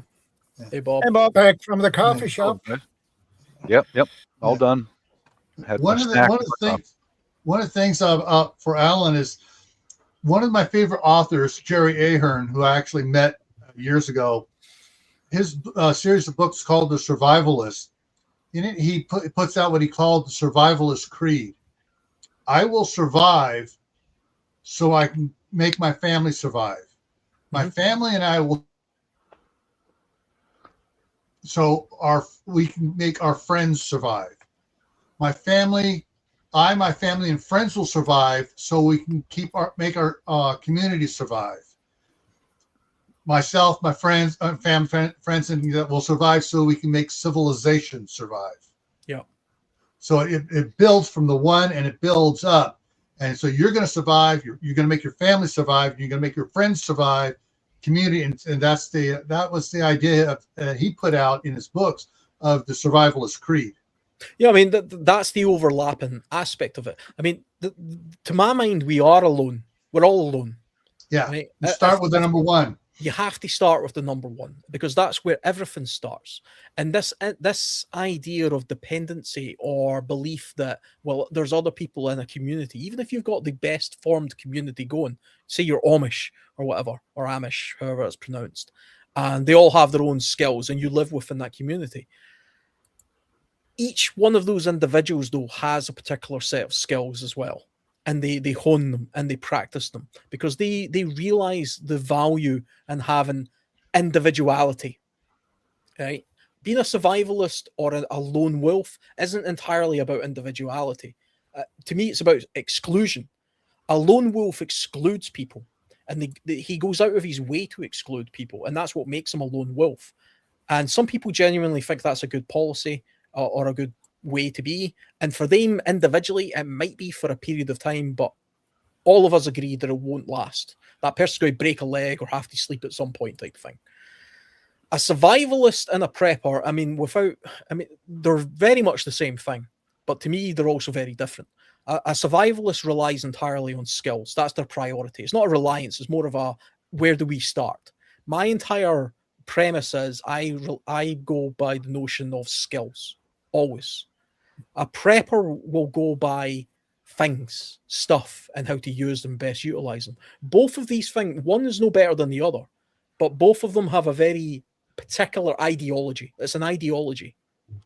A prepper will stay put and look to stay put and try and bring civilization back to the point. Whatever that civilization is, they're trying to maintain that as long as possible within a bubble. A survivalist will try and move away from it. So survivalists aren't trying to wait out the storm, they're trying to move away from the storm. Preppers are trying to survive the storm by holding out. That to me is the key difference. But we're talking about forming a community of people, a mag, and you want a bit of both of these communities. You want both of these kind of mindsets. Because one, just if you just have a mag full of nothing but survivalists who are always trying to move away from the problem, what you end up with are nomads. What you end up with are traveling communities. They're basically roaming sort of survivalists. They're in a community of people. They're not individuals, but they're always moving. They're always taking the resources from one place and moving on. If you have a community entirely of preppers who hoard resources into one place, that in itself can become a problem because then you're entirely dependent on the resource of that one place. And when you take that resource away, because you lack the skills to be able to move on to the next resource, you have a bit of a gap there. And that gap is where you end up with people spreading out all over the place, kind of thing. I'm being very broad with my definitions. Yeah. There's people shouting at the comments right now saying, well, I'm both. Fine. Yeah. If you're both, no, you're great. I was going to address that, Alan, because I think we're bridging that gap, right? Because you've come on to our community for the last year, and then there's lots of people who are preppers that have got the stuff. What do you do now? You learn the skills. I genuinely believe that a survivalist, if you're just a survivalist and nothing else, you will die. If you're just a prepper and nothing else, you will die. Yeah, you've got to bridge that. You've got to bridge that gap. Both. You either have to be both, or you have to be a part of a community that has both. Exactly. Yeah. And so for me personally, when you ask the question, what have you guys done to sort of form your own mag? This is what I've done. I've only really been part of this community, to my mind, for the past 9 months. It's less than a year. And the very first thing I did was I watched prepper channels on YouTube, which I didn't otherwise do. It was totally new to me. And then I got involved with the Facebook chats and things like that. And then from there, at some point on I was watching these kind of conversations. I seen a link to the UK Prepper Network, which is local to me in my country. I joined that. I chatted on there, and before I know, I'm on the chat. And we dragged him onto the fireside, and he's never escaped since. But that's how it happens. I mean, this is what happens. And then I try and give my side of things, to add a little bit of flavor into the mix, so that we're not all just talking about the same thing every week. And every week I'm on listening to you guys who are more professional preppers. I'm learning continuously, and this is the way it has to be. It has to be this way, Otherwise, you're siloed. You don't want to be siloed. You have to be broad. You have to be diverse. With your thought and your opinion and your approach. And the more broad you are, the more diverse you are with knowledge and skills and preps, the greater your chances of surviving any eventuality, which to me is the ultimate prepping. Yeah. Carindo Dan put that on there just then, Shadow, saying, where I live, nobody prepares. The only thing is they say is nothing's going to happen. He's in Norway. And yeah, I don't think it's exclusive to your country. There's a normalcy bias across every single one of our countries. And we'd all struggle to knock on the neighbor's door and instantly then be a prepper or survivalist kind of thing. So you're not on your own there, but look for groups that are not survival groups, but maybe do shooting at a gun club, do archery. You'll often find people of like mind at some of them places. I want to throw this out there, guys. You know how I prepare. Sorry. I'm sorry to interrupt, but this is important. I prepare for normalcy or lack of normalcy, temporary power failure, etc., etc. All the stuff in my own lane, which is coming in handy because the wife and I are going to be out of town, and my son is still not able to drive yet. He's still wheelchair bound and walker bound, and my wife is lining up some of his favorite food and all that. He can cook, he can take care of himself, but he can't drive. He can't get out, basically.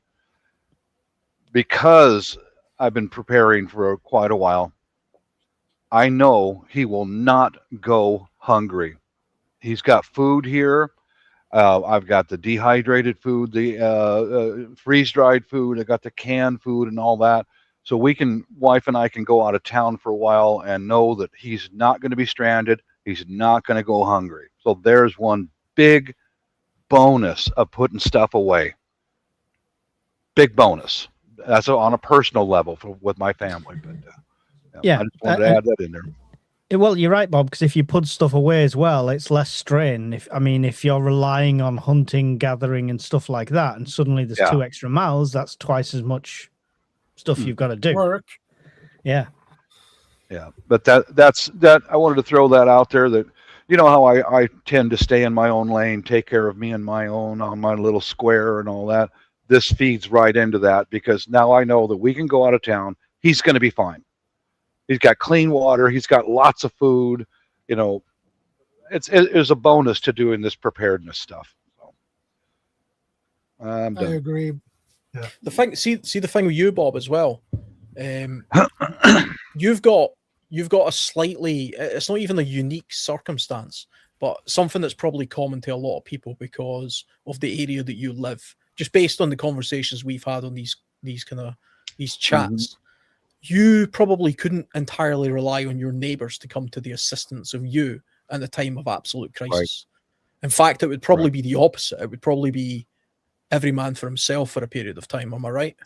Yeah, shortly after the event, some of my neighbors, you'll find out the ones within the first 2 weeks, the ones you can trust, the ones you cannot trust. Yeah. That's true. That's true. It's definitely the case for somebody in your kind of circumstance based on where you're at to think more like a survivalist than a prepper. Now, you can prep stuff by having things that are around you that can sustain yourself for a period of time, to get past a period of time.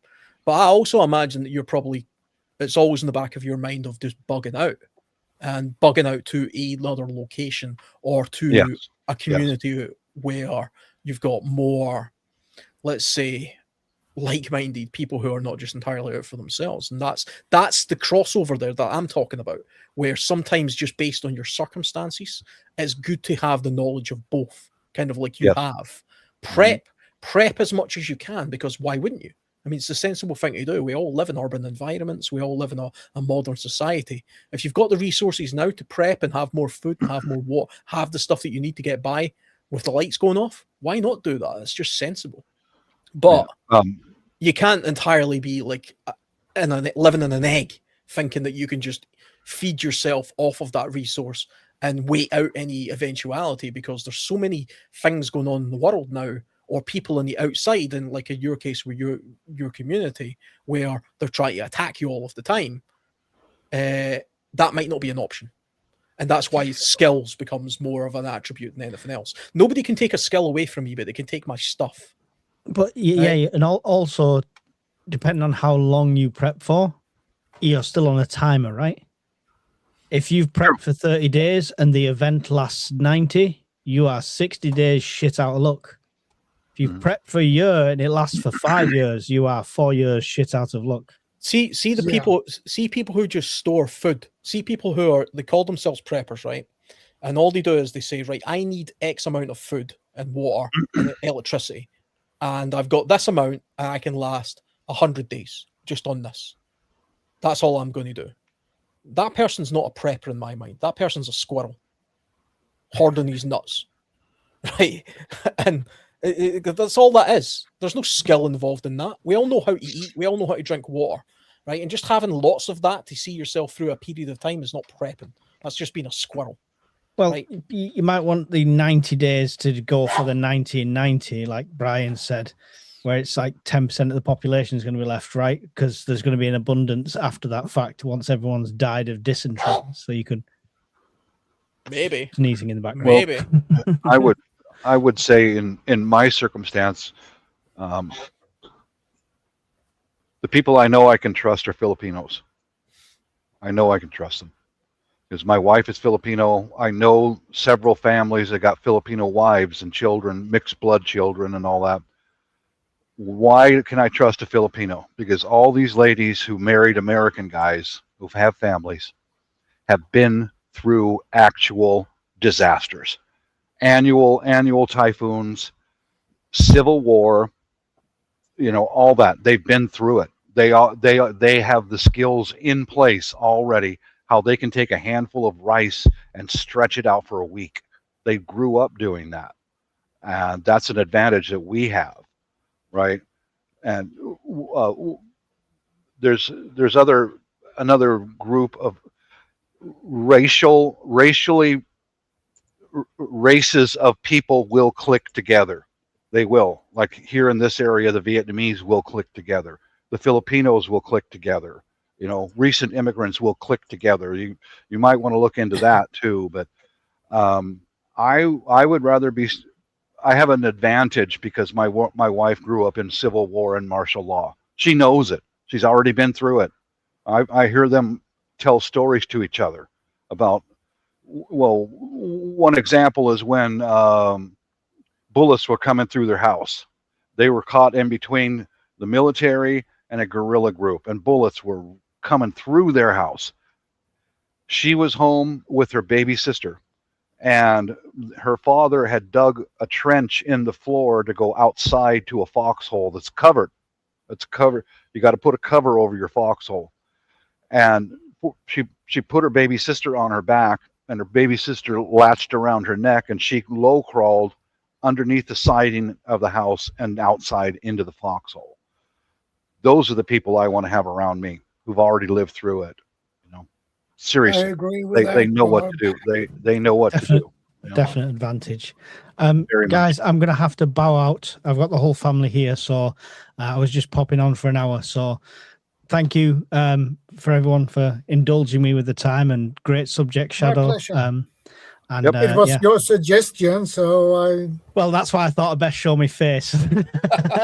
Yep. But you're all doing a Right. grand job without me. I'm just here making jokes for no reason. So I will bow out. Thank you very much. I appreciate you Wait. all. And Take I'll care, Later, Mike. Mike. See Take you care. later. Right, see you see you later. Goodbye. Yeah, I wanted to add in here. Okay, during the riots in 2020, the George Floyd stuff that we had here, we were still able to regularly practice at an indoor range. The whole family did. All of us did. Again and again and again and again and again. You know who we consistently saw in the indoor range was Vietnamese, Cambodians, Filipinos. Consistently. They've lived through this. They already know what it's like. And the whole family would be there together. And Grandpa was teaching the next generation. Those are groups that are already established. They don't need to have, they've already got skills because Grandpa survived the Vietnam War and was able to escape and survive. You know, the ethnic groups will click together. They will, because You I see saw that- it myself right here. You know. You see that with these resilient groups of people who have went through Mhm. particular times of hardship. You know, people who've went through famine, people who've went through Yeah. lawlessness or war. They are more resourceful. They are because they Mhm. do have that muscle memory. And that's part of the problem with all of our countries. Individually, whether it be North America or Sweden or the UK, we're sanitized to this time of prosperity and peace. There hasn't been a war in Europe in 80 years or whatever, and we've forgotten how to be self-sufficient to the point where we look after ourselves and the community around us. Now we rely on governments to do everything for us, and the governments over time have taken advantage of that, of course, because they want you to be completely subservient to them. So even right now, we know because of the current conflict in the Middle East, we're going to see spikes in fuel prices and food and resources and things like this. And what do I hear constantly on the news right now in the UK? Not about cutting back or living within your means or being more clever about how you use these resources. No, it's about what's the government going to give me to get me out of this situation. That's what I constantly hear, and that's a society of people who depend on the state, to bail them out, to do something for them, and that's a problem. That's dangerous. Yeah, I Very definitely dangerous. agree. Mhm. I agree, Bob. I agree, Alan. But yeah, if you guys can connect up with some people from Southeast Asia who've already grown up in an SHTF situation, connect up with them here on YouTube or other social media, gain their trust and ask them questions. Some of them will share information, some of them will not. That's just the way they are, but that's a resource of people that you can learn from. Because, well, like my wife and her family, they had to split the family up during the Civil War. They had to.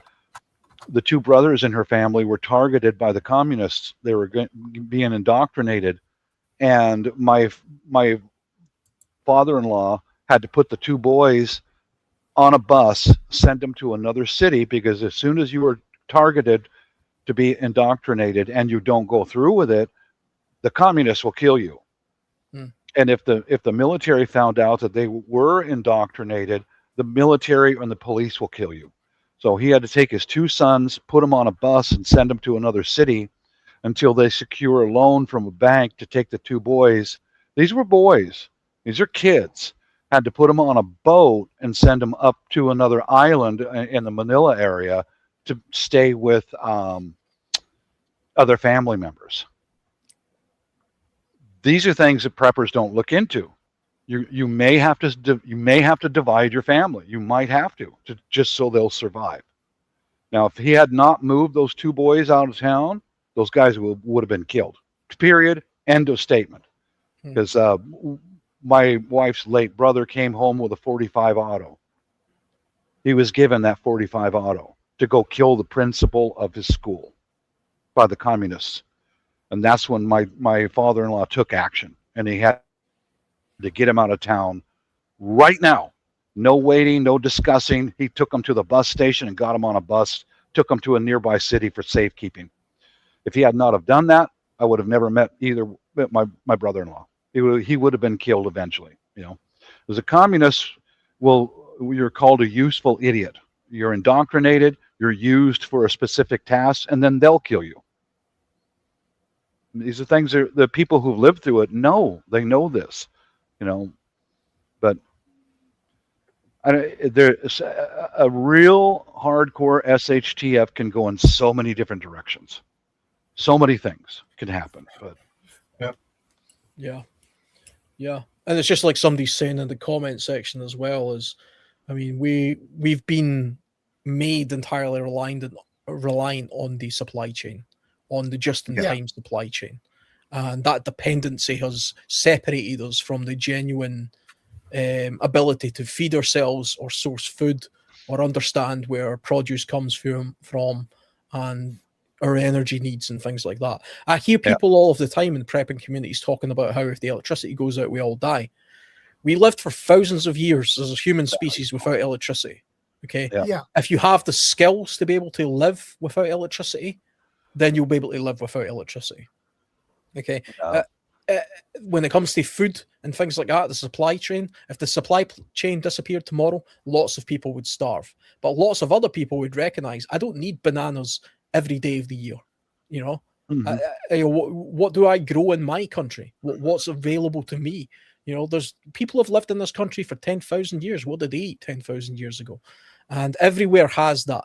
And it's just a case of looking at the skills of the past in order to best equip yourself to help yourself in the possibility of something happening. It's not to say anything will happen. Maybe all of us will be able to go through the entirety of our life eating bananas every day of the year. Okay? Even though bananas don't grow anywhere near anywhere where any of us live. But I still see a value in learning to live without having that dependency. That's what self-sufficiency is about. That's what prepping's about. That's what survivalism about. That we're hedging our bets by developing our skills. And the equipment that we have and the resources that we collect are just aids. They're just aids to make that transition easier in the now. Well, it's kind of fixing the roof while the sun is shining type mentality. That to me is what this is about. Yeah, I wanted to bounce off of that. That's why food stored up is essential, because it will give you time to remain healthy for a while until you can get out or find another method, another way of living. You're buying time. You're literally buying time. Yeah. Exactly. Thank it's you. Well your said, insurance, Alan. basically. Yeah. Mm-hmm. Well, the others are not eating well. They're not so healthy. You and your family are going to remain as healthy as possible, to where you're still physically fit. If you got to walk out, hey, Myra, whatever, good to you're see going to you. be able to do it. You know. Yeah. And hopefully the circumstances change, which makes it better for you. Right. And you've bought yourself that time. Yeah, absolutely. Yes. I mean, that's the point of it. I mean, that's the thing that I think we have to get that message across, because there are, like I said earlier, there are people who genuinely think the whole point of this is just to be a squirrel and hoard as much stuff as you can. It's not about hoarding stuff. It's about hoarding time in order to get yourself to that next point. And you have to develop the more your skills. time you can buy yourself, the better you are, basically. Yeah, and that, I mean, and staying on topic as well, the more you hone the ability to form a community to help coherently all survive and mutually benefit from each other, that in itself is a long-term survival tactic. That's a long-term prep and strategy. Yes, it is. Yeah. One of the things about food, though, is every place that property we've lived on, we have planted fruit trees. And so, like right now, I've got 10 fruit trees out here that produced a lot last year. They're going to produce a whole lot more this year. I've got seeds, starting seeds to plant another 20 fruit trees this summer. And so, long term. Yeah, long term, because I'm going to get them planted, get those growing. We got apple trees going in, cherry trees, apricots, peaches, pears, and so we're going to get we're putting more and more trees in for food, and then around the trees we can grow other stuff, other plants and stuff in the orchard there for food as well. Getting rid of a bunch of the huge lawn we have here and turning that into a garden, just like we did in California. And so we'll be growing a lot of different squashes and stuff in the front yard here. Got a lot of sunflowers going in because the sunflowers block the wind to allow the squash to grow better. And so that's what we're doing here. And then this summer, across the street on my other property there, on a 2.5 acre field, going to be taking the rototiller out there, tilling it down again, and I got like 500 pumpkin seeds. So I'm going to plant 500 pumpkins out there, and then I got 10 pounds of sorghum seed to put out there in another area. We're going to get different things growing out there, not so much for us, but for future stuff. The pumpkins, what loves the pumpkins? Let's see, the chickens love the pumpkins and cows love to eat pumpkins. Sorghum, the cows love to eat sorghum and the chickens love the seeds that come off the sorghum plant in the fall. So even if we don't harvest the sorghum, there's going to be chickens out there all over the place all winter long eating sorghum seeds, and it's going to cut back on the amount we have to spend for food for them, which is going to give us eggs and meat birds. So it's one of those things. You need to diversify your food source, just like there's a topic here tonight. Diversify your people in your sphere, your network, your group, so you have the ability to survive with more skills around you. Yeah, I mean, also it's about the distribution of labor, the circularity of what you're talking about there, the circularity of how everything's connected in order to get the greatest amount of value out of it. There's a distribution of resources there that you can only find as a community, never as an individual. So let's say, for example, I'm a fantastic hunter. Let's say I'm really good at hunting. I go out and I shoot myself a deer because that's where I've focused a large area of my skill set. I can hunt, track, and kill the deer. I bring it back to my community of however many people. Now, if all I know how to do is hunt and rudimentally sort of prepare that animal so I can eat a few steaks off of it, I'm wasting a great amount of resource there. Whereas, let's say I put the carcass of that deer down and there's a woman there who knows how to take the hide and tan that hide fantastically. There's another couple of women there or a couple of men there who are like seamstresses and they know how to make that material into clothing. There's somebody else there that can take the sinew of that animal and make cordage out of that. There's another person there that knows how to make glue from the eyeballs and has a very specific way of doing it because they've practiced it so much, they've actually got proficient at it. And so that's the one specific skill that they're looking to do. Another person is interested in particular cuts of the meat. Another person is interested in the bones.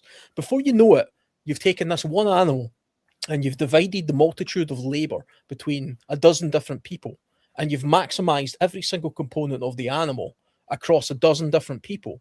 And then between all of you, because you all have these different skill sets, you're able to trade, barter, or share, probably more likely in a smaller community, all of those resources, and there's no wastage, because wastage is the enemy. And burning calories is just a waste, That's the beauty of community. That's the beauty. Not a single other one of those 12 people in my imaginary group needs to know how to hunt, but they need to know how to do the one thing from the product of the hunt. Do you know? Yeah. Do you know what I mean? I could be a great hunter, but not have a clue how to tan hides or make clothing out of the hide. So if I didn't have a person who specialized in that technique, I've killed the animal, but I'm throwing the hide away because I don't know what to do with it. I don't know how to utilize it. It's waste. Yeah. And it's about these skills, these specialities. And again, if you look at indigenous people in the past or even in the present, this is what they did.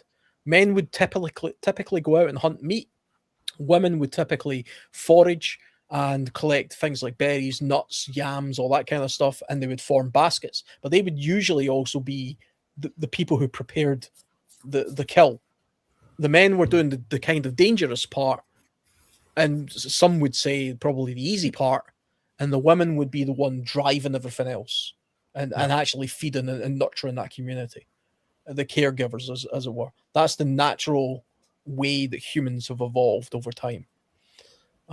Rather than fight that, why not go with it and learn from it? And that's my imagining of a perfect little mag or a little group of people, all working off the same resource. I just use hunting as an example. The same thing can be said for a gardener who knows how to propagate and rotate fruits, vegetables properly. And other people then know how to take those there's people who know how to do lots of things with potatoes, but the guy who grew the potatoes might not know how to do anything with them apart from boil them. You see what I mean? It takes a cook, a chef, to do something amazing with the produce that the gardener has grown. But the two skills are different, if you see what I mean. Because one is specializing in the other. Why not take advantage of that? I mean, it's sensible to take advantage of that. As a society in general, that's how the world works.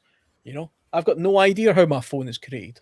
Not a single. I have zero skills on any of the components of how to construct a mobile phone. But it's one of the greatest pieces of technology known to man in this current point in time.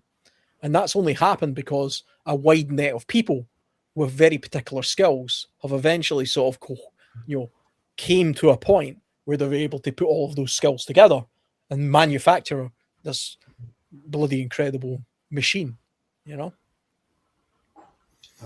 Well, I'm not a hunter. I'm more into fishing. I like to go on my fishing trips, and I'm pretty good at fishing. Okay, so that is what I do. Fishing is just a form of hunting. It's just hunting in the water. It's the same thing, really. But you don't need to track the animal like that. You don't have tracks on the ground. You need to look after what kind of insects that is on that specific lake and what kind of types of fish you can find there and catch there. Yeah. So I'm more for trout because that's more sport. But if necessary, I can catch a lot of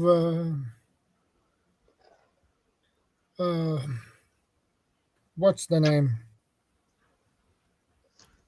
What's the English word for it again? Now I forgot what. I'll check it up. A lot of bait fish. Perch. Perch. Yeah. Oh, Yeah. delicious fish. Yeah, Oh. I can. Perch is really easy to catch. Well, I mean, fishing has been a staple of how human civilization has fed itself for countless generations, thousands of years. Man has lived off fish. I mean, that's one of the main things that we all live off of. The early humans followed the coastline because that was the largest, most readily available resource year round. Having a year round resource is important. I mean, the problem with fruits and vegetables and things like that is they're generally seasonal in seasonal countries. Whereas if you can live off animals or fish or the coastline, you can widen that net a lot more. So I mean, and I mean, I do a little bit of fishing as well, and there is great skill to being a great fisherman. And you're not tracking, the way that you track land animals, but you are learning how to read water. So if you fish in rivers, you have to learn how to where the correct place to fish in the river is. You have to study the eddies. You have to study the bends of the water. You have to understand that. You have to understand what lives in that kind of water, and that dictates what kind of bait you use. It dictates the size of hook you use. It dictates the time of year you do it. There's lots of, I mean, you know yourself as a fisherman, the intricacies of fishing is endless. And then I'm just talking about one species in a river, and then you go to locks or lakes, I suppose. Sea fishing, totally different thing. All of these things have got a vast amount of skills. And if you were a great fisherman and I was okay at hunting deer, for example, well, then we would trade those things.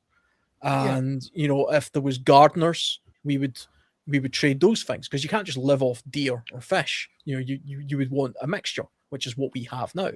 And that's the benefit of community. Community is a group of human habitation that they all have their own individual, not so much a skill, but they all have their own individual expertise, which maximizes the resource that you have to its fullest potential and makes it broader and more varied. We live in a very complex society now. So you go to McDonald's and ask for a quarter pounder meal. If you actually break all the ingredients of that meal up, there's a lot of different stuff there. A lot of things have went into making that. In the real world, though, if you just want a bowl of soup, the carrots, the onions, the potatoes, the broth, the water, the protein source, each one of those things has come from a person who's got a particular skill set, and they've boiled it all down literally into a soup.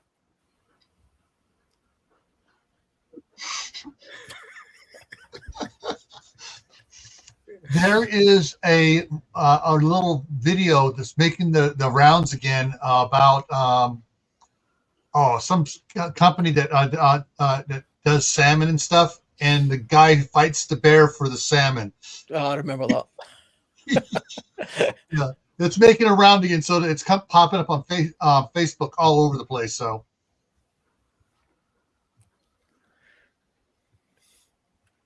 Isn't that a John West advert where he does like yes, karate? Yes, yeah, that's what it is. The John West advert.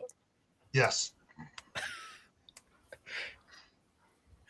I remember years ago reading a survival book where it was talking about how to survive a bear attack. How the old survival myths of play dead or climb a tree or do something like this. And this survival book, it was kind of tongue in cheek, but it was like, what you have to do is employ this type of jiu-jitsu, the survival jiu-jitsu. And it went through for the next 5 chapters of how to do this kind of jiu-jitsu to fight this bear. And then you turned the pages like, then you wake up dead or in your cornflakes because none of that shit works. Run away as much as possible. Don't mess around playing dead and all this kind of nonsense. Just don't put yourself in that situation. That was the point he was trying to make, Yeah. Try to use jiu-jitsu against a bear. You will lose. That's a fact. Yeah, that's a fact. Yeah, that's a fact. They do jiu-jitsu every day just to get something to eat. Well, the only thing that would happen is that bear would take his paw and slap. Yeah, bye-bye. Human. The strength of a bear is incredible. I never realized how strong a bear was. Oh, until Lord, I did a little bit of studying into them, and it's unbelievable. Even European bears. We don't have any bears in the UK, but we have some in Europe, and the strength of them is unbelievable. They can literally rip trees apart in order to get into like little grubs and things like that. They can. I've seen it in the woods. We have brown bears here in Sweden. Crack. Mm-hmm. Yeah, I mean those brown bears, they're a little bit smaller than the North American grizzly type bears, but they're actually the same species, I think. Yeah. But I seen a thing where it was in Romania, and they have a problem there of the bears getting into bins, trash cans, and they were putting locks on them. But the bears ripping these bloody locks off, they were actually like ripping into the metal of the trash can in order to get into the food. The strength that they have in order to do that is something else. A brown bear can take his paw and slap it on a full-grown moose and take that moose down. Yep.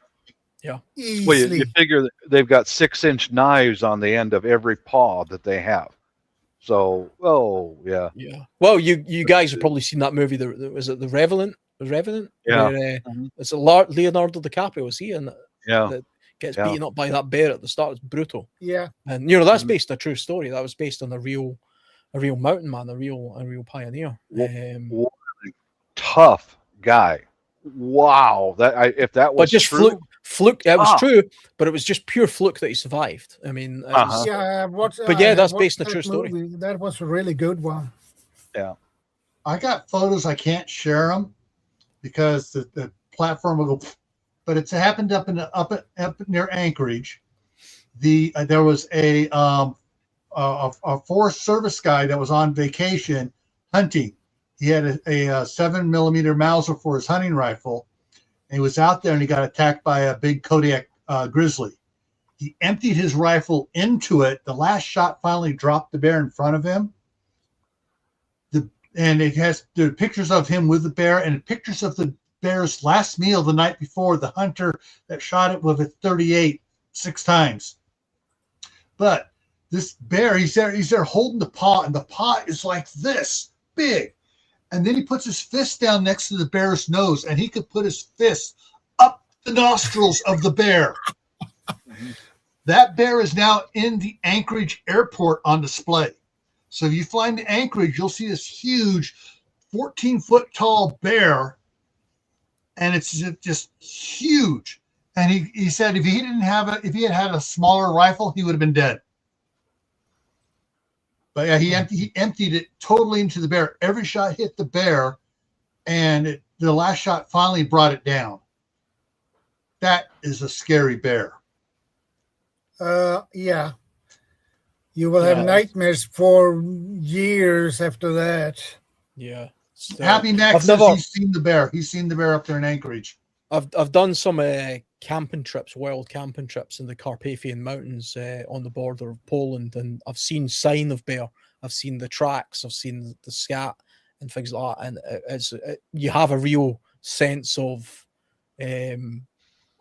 presence when you're in those kind of wildernesses. In the UK, you can wander around the woods, and the scariest thing you're going to find is a squirrel. It's like an angry squirrel's. I mean, that's your biggest concern. They got rid of the Monty Python killer rabbit. Yeah. Really, the scariest thing in my direct area is a meth addict. Yeah, that's more dangerous than a bear. They're more dangerous than a grizzly because they can think. And they're ruthless. But you should have a grizzly as a house guard. Oh boy. Yeah, I wanted to add this in to come back on the topic of a group from my wife's family's own experience.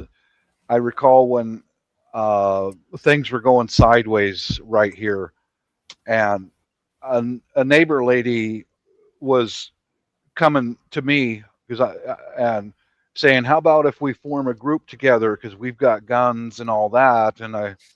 And I said, "Well, I'll consider it," because she could tell by I was making caltrops, booby trap stuff in my shop, and she could tell what they were. So she had an idea. And that later that night when my wife came home, I said, "What do you think about pairing up with another couple?" She told me directly, guys, and don't forget this. She said, "Absolutely not. Nobody comes into this house but direct family. They are the only people who will come together. That's it. Period." Yeah. Well, why? Because strangers, it will come to bloodshed. It will come to bloodshed. Yeah. They'll rob you. They'll murder you. But your own kin is not quite so likely to do that to you. Blood only. So keep that in mind if things go really hardcore sideways. You can trust your brother, you can trust your sister, your cousin, but the guy down the street who wants to come over no, don't let him in your house. Basic rule, don't let anybody in your house other than the most trusted of all. Period. End of statement. Thank you. I think the biggest red flag as well is be wary of the person who only makes themselves apparent when SHTF has happened. So like you have no idea who they are to begin with. They're absent, or even if you do know who they are, but they're entirely absent. Bingo. But the second they need something Mhm. because something's Yep. happened, now they Yep. want to be the most cooperative person in the world who can bring Yep. something to the table. Well, no, She you know. she was one of those people, Alan, because the fires were going on, the power. We're in the middle of an actual shithead fan in this area, and here she comes, and she had a perfect butt. I mean, this was a good-looking woman, and she came to my garage to talk to me several times, and yeah, this tells everything. She leans over my welding machine and sticks her ass out, which was a perfect butt, and goes, I need a good welder. I really need a good welder. That's a freaking opportunist right there. She's trying to use her pussy as power. Don't fall for it. Don't fall for it. There are Well, seductresses out there, and they that will use anything they can to get into your house. that's a survival strategy that has been Uh-huh. employed since time began and will Pepper 100% get used. one. And still does get used. I mean, that's nature. I mean, that is the nature, especially for women. Women will use whatever resources they've got. If that's what Yeah, they've huh? got, they'll Yep. try and make use of it. Didn't work with me. No. Yeah. She was saying, "Oh, I need a good welder with her booty sticking out," and I went, Lord. "Well, you could go to Harbor Freight and have your husband buy your own welder. Yeah. Go back to your husband. Don't come here. Now, Well, beware of people it like would- that. Beware. That's it- right from yeah. a shit hits the fan situation. We were in the middle of it. Oh, well, let's pair up. You can have some of this if you no, beat it. Down the Well, road you go, lady. Kick rocks. It would be different if let's say we take the same person. I need a welder. You can get $150 to help me fix this. That's Different. Yeah. different. Because I did do independent work like that out of my garage, the last place we lived. Neighbors would come over. Can you stick these two pieces of metal together? And I'll, for how much? How much would it cost me to weld these two steel rods together? That's different.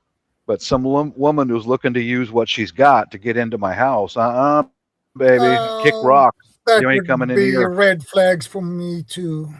Have you guys ever seen the movie The Survivalist? The movie's just called The Survivalist. Yeah, I was seeing I think that. so. Yeah, I mean, watched that. That's basically a movie about a guy who is kind of like a lone wolf, and he's a survivalist. And he has some skills, but he's lone wolf in it. And then he comes across an old lady, and I think it's her granddaughter. It's played by It was her daughter. Mia Goth. Mia Goth, Yeah. the actress. Yeah. And he's left with this. Well, what are you guys bringing to the table? Because they're just in need of his stuff, basically, and he's resistant to begin with. And then it becomes a kind of back and forth. And of course, he doesn't really have any real attraction to the old lady, but the granddaughter's more attractive. And the granddaughter kind of uses that as a bargaining chip It's good to in see order you, to get what he needs. I saw that. The interesting thing about that film is he actually gets mortally wounded or very badly wounded defending them, I think. And while he's unconscious, they care for him. And he wouldn't have survived if it wasn't for them being there, though. And then he wakes up and realizes, wait a minute, you could have killed me while I was unconscious, but you didn't. And you kept me alive. But they were doing it not purely out of good-heartedness. They realized that they need him. So they ended up in a situation where the three of them are kind of just mutually living off of each other based on a need. And I mean, there's no real point to this movie, but it is a good example of what I think in a real situation like this would happen. I think that those kind of circumstances really do play out. You even see it nowadays. You hear about it on people like crossing the border. I've heard of like a Mexican family or coming from Mexico anyway into the United States with like a young child, the husband and the wife or whatever, and then the husband dying or somebody dying, and then you've got a woman and a child latching themselves onto somebody to sort of like help them because they're needing, and you see that all over the world. It happens. That happens. Yeah, I've seen it a lot overseas. Yeah, I've seen it quite a lot. you know, Yeah. or a I woman mean, you got a know, couple of kids. you know, Bob. I've never been to the Yeah. Philippines, but you know, I've been Mhm. to Thailand a couple of times. Yeah, And similar. there are desperate poor people out there. Like Yeah. young women will throw themselves at like Mhm. you get these gorgeous 19-year-old women throwing themselves at some 70-year-old bloke. And you're like, what the hell? Because they see that as a means to a better life. You know, Yeah. there's a Yeah. passport, there's an income there, there's whatever, and they're willing Yep. to sacrifice, you know, whatever it is in order to sort of get that better life. And Yeah, I've seen it. that I've seen it happens. more than That once. happens. I mean, Mhm. I never felt more attractive than when I went to Thailand.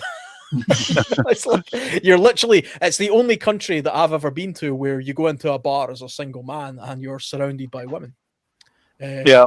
You know, but of course they want something from you. That's the difference. Yeah. It ain't free, baby. It ain't free. It's, Mhm. you know. Hey, Bob, isn't there that same sort of problem there in the Philippines? Only you got to be careful of them, quote, women, unquote. Thailand's the they're- same. Thailand's the same. Yeah, they're around, but once you're, I'm pretty well traveled. I know the difference, Yeah. and that's where when you go into a situation like that where there's women who will do anything to get their next meal, you've got to stay strong inside, because you've seen it where Alan, these women are drop dead gorgeous. She's got nothing, and she will do anything she can to get a slice of pizza. You've got to stay strong inside. Stick with your wife. Stick with your morals. Stick with yourself, your inner self. Now, I have done many times is go buy a bag of Jollibee, a burger, fries, and a Coke. I've done that many times. Hand it off and get the hell out of there. Get out of there. Don't stick around, you know. But as far as loyalty to your wife, you must remain loyal to your wife. If you don't, you're setting yourself up, because Yeah. these Oh, people yeah. live on the streets, and they can outthink you. They've done the scamming stuff, even up to including murder. They've done it many times, and you are a rookie. You're not familiar with what you're doing. Stick to your morals. Yeah. Go home to your wife. You know. It's the honey trap situation. Yes. I was actually reading recently that there's an issue, a thing happening in California right now, where you have these attractive women who pretend to be homeless, and Oh, yeah. then the guys pick them up off the street, take them home, and then a home invasion takes place. Correct. Because Oh, yeah. the woman, you know, gets taken back to the house, and then they've got somebody who follows them, and then they invade the home and rob the person. And that's a technique that's taking place just now, apparently in California. That neighbor that I had who needed the good welder, that's a honey trap right there, dude. That's during peacetime, during a prosperous country. She was using what she had to try to get into our house. That's a honey trap right there. But overseas, it's life and death, man. Yeah. Don't fall for it. Stick with your morals, you know. And you've got to trust your feeling, your gut feeling. If this is too good to be true, or It is too is good to be usually. true. Yeah. And when you get that feeling in your gut, get out of there. Don't argue. Don't do this and that. Don't be the hero. Get out. Just leave. Just leave right now. Just turn around and walk away. Yeah. Yeah. I'll be right back, guys. And another thing I was thinking about is that if somebody have their car lit on the side of the road and the hood up, and they need some help, The Don't- damsel in distress. don't stop. Well, you can stop and talk to them, but you don't go outside the car, because that can be a trap. Yeah. So People will- that is another thing you need to take in consideration as well. People will take desperate measures in desperate situations. I mean, that's absolutely fact. I mean, Yeah, the damsel in distress technique that you're talking about there, that's like somebody flagging you down on a dark country road. It's kind of the same as the person chapping on the door asking, "I've been in a car crash. Can I use your phone?" What they actually want to do is rob you. They actually want to just get in your house and rob you. But and here in Sweden, we had people that had parked the car on the side of the road, opened the hood, and these were males, and they were usually two you could see, and they could basically, the one stood and checked the engine, and the other one tried to stop cars. And when they did, and if they asked if they need some help from the forest, there come out a couple of more people, and you get robbed, basically. Yeah. Road pirates Yep. is what we call them. We had some issues with them here in Sweden. yeah, you just have to learn how to, because you don't want to be entirely cut off to the. Some people are just in need sometimes, and you don't. It's a case of trying to figure out what is the best approach to aiding your assistance. Is it worthwhile?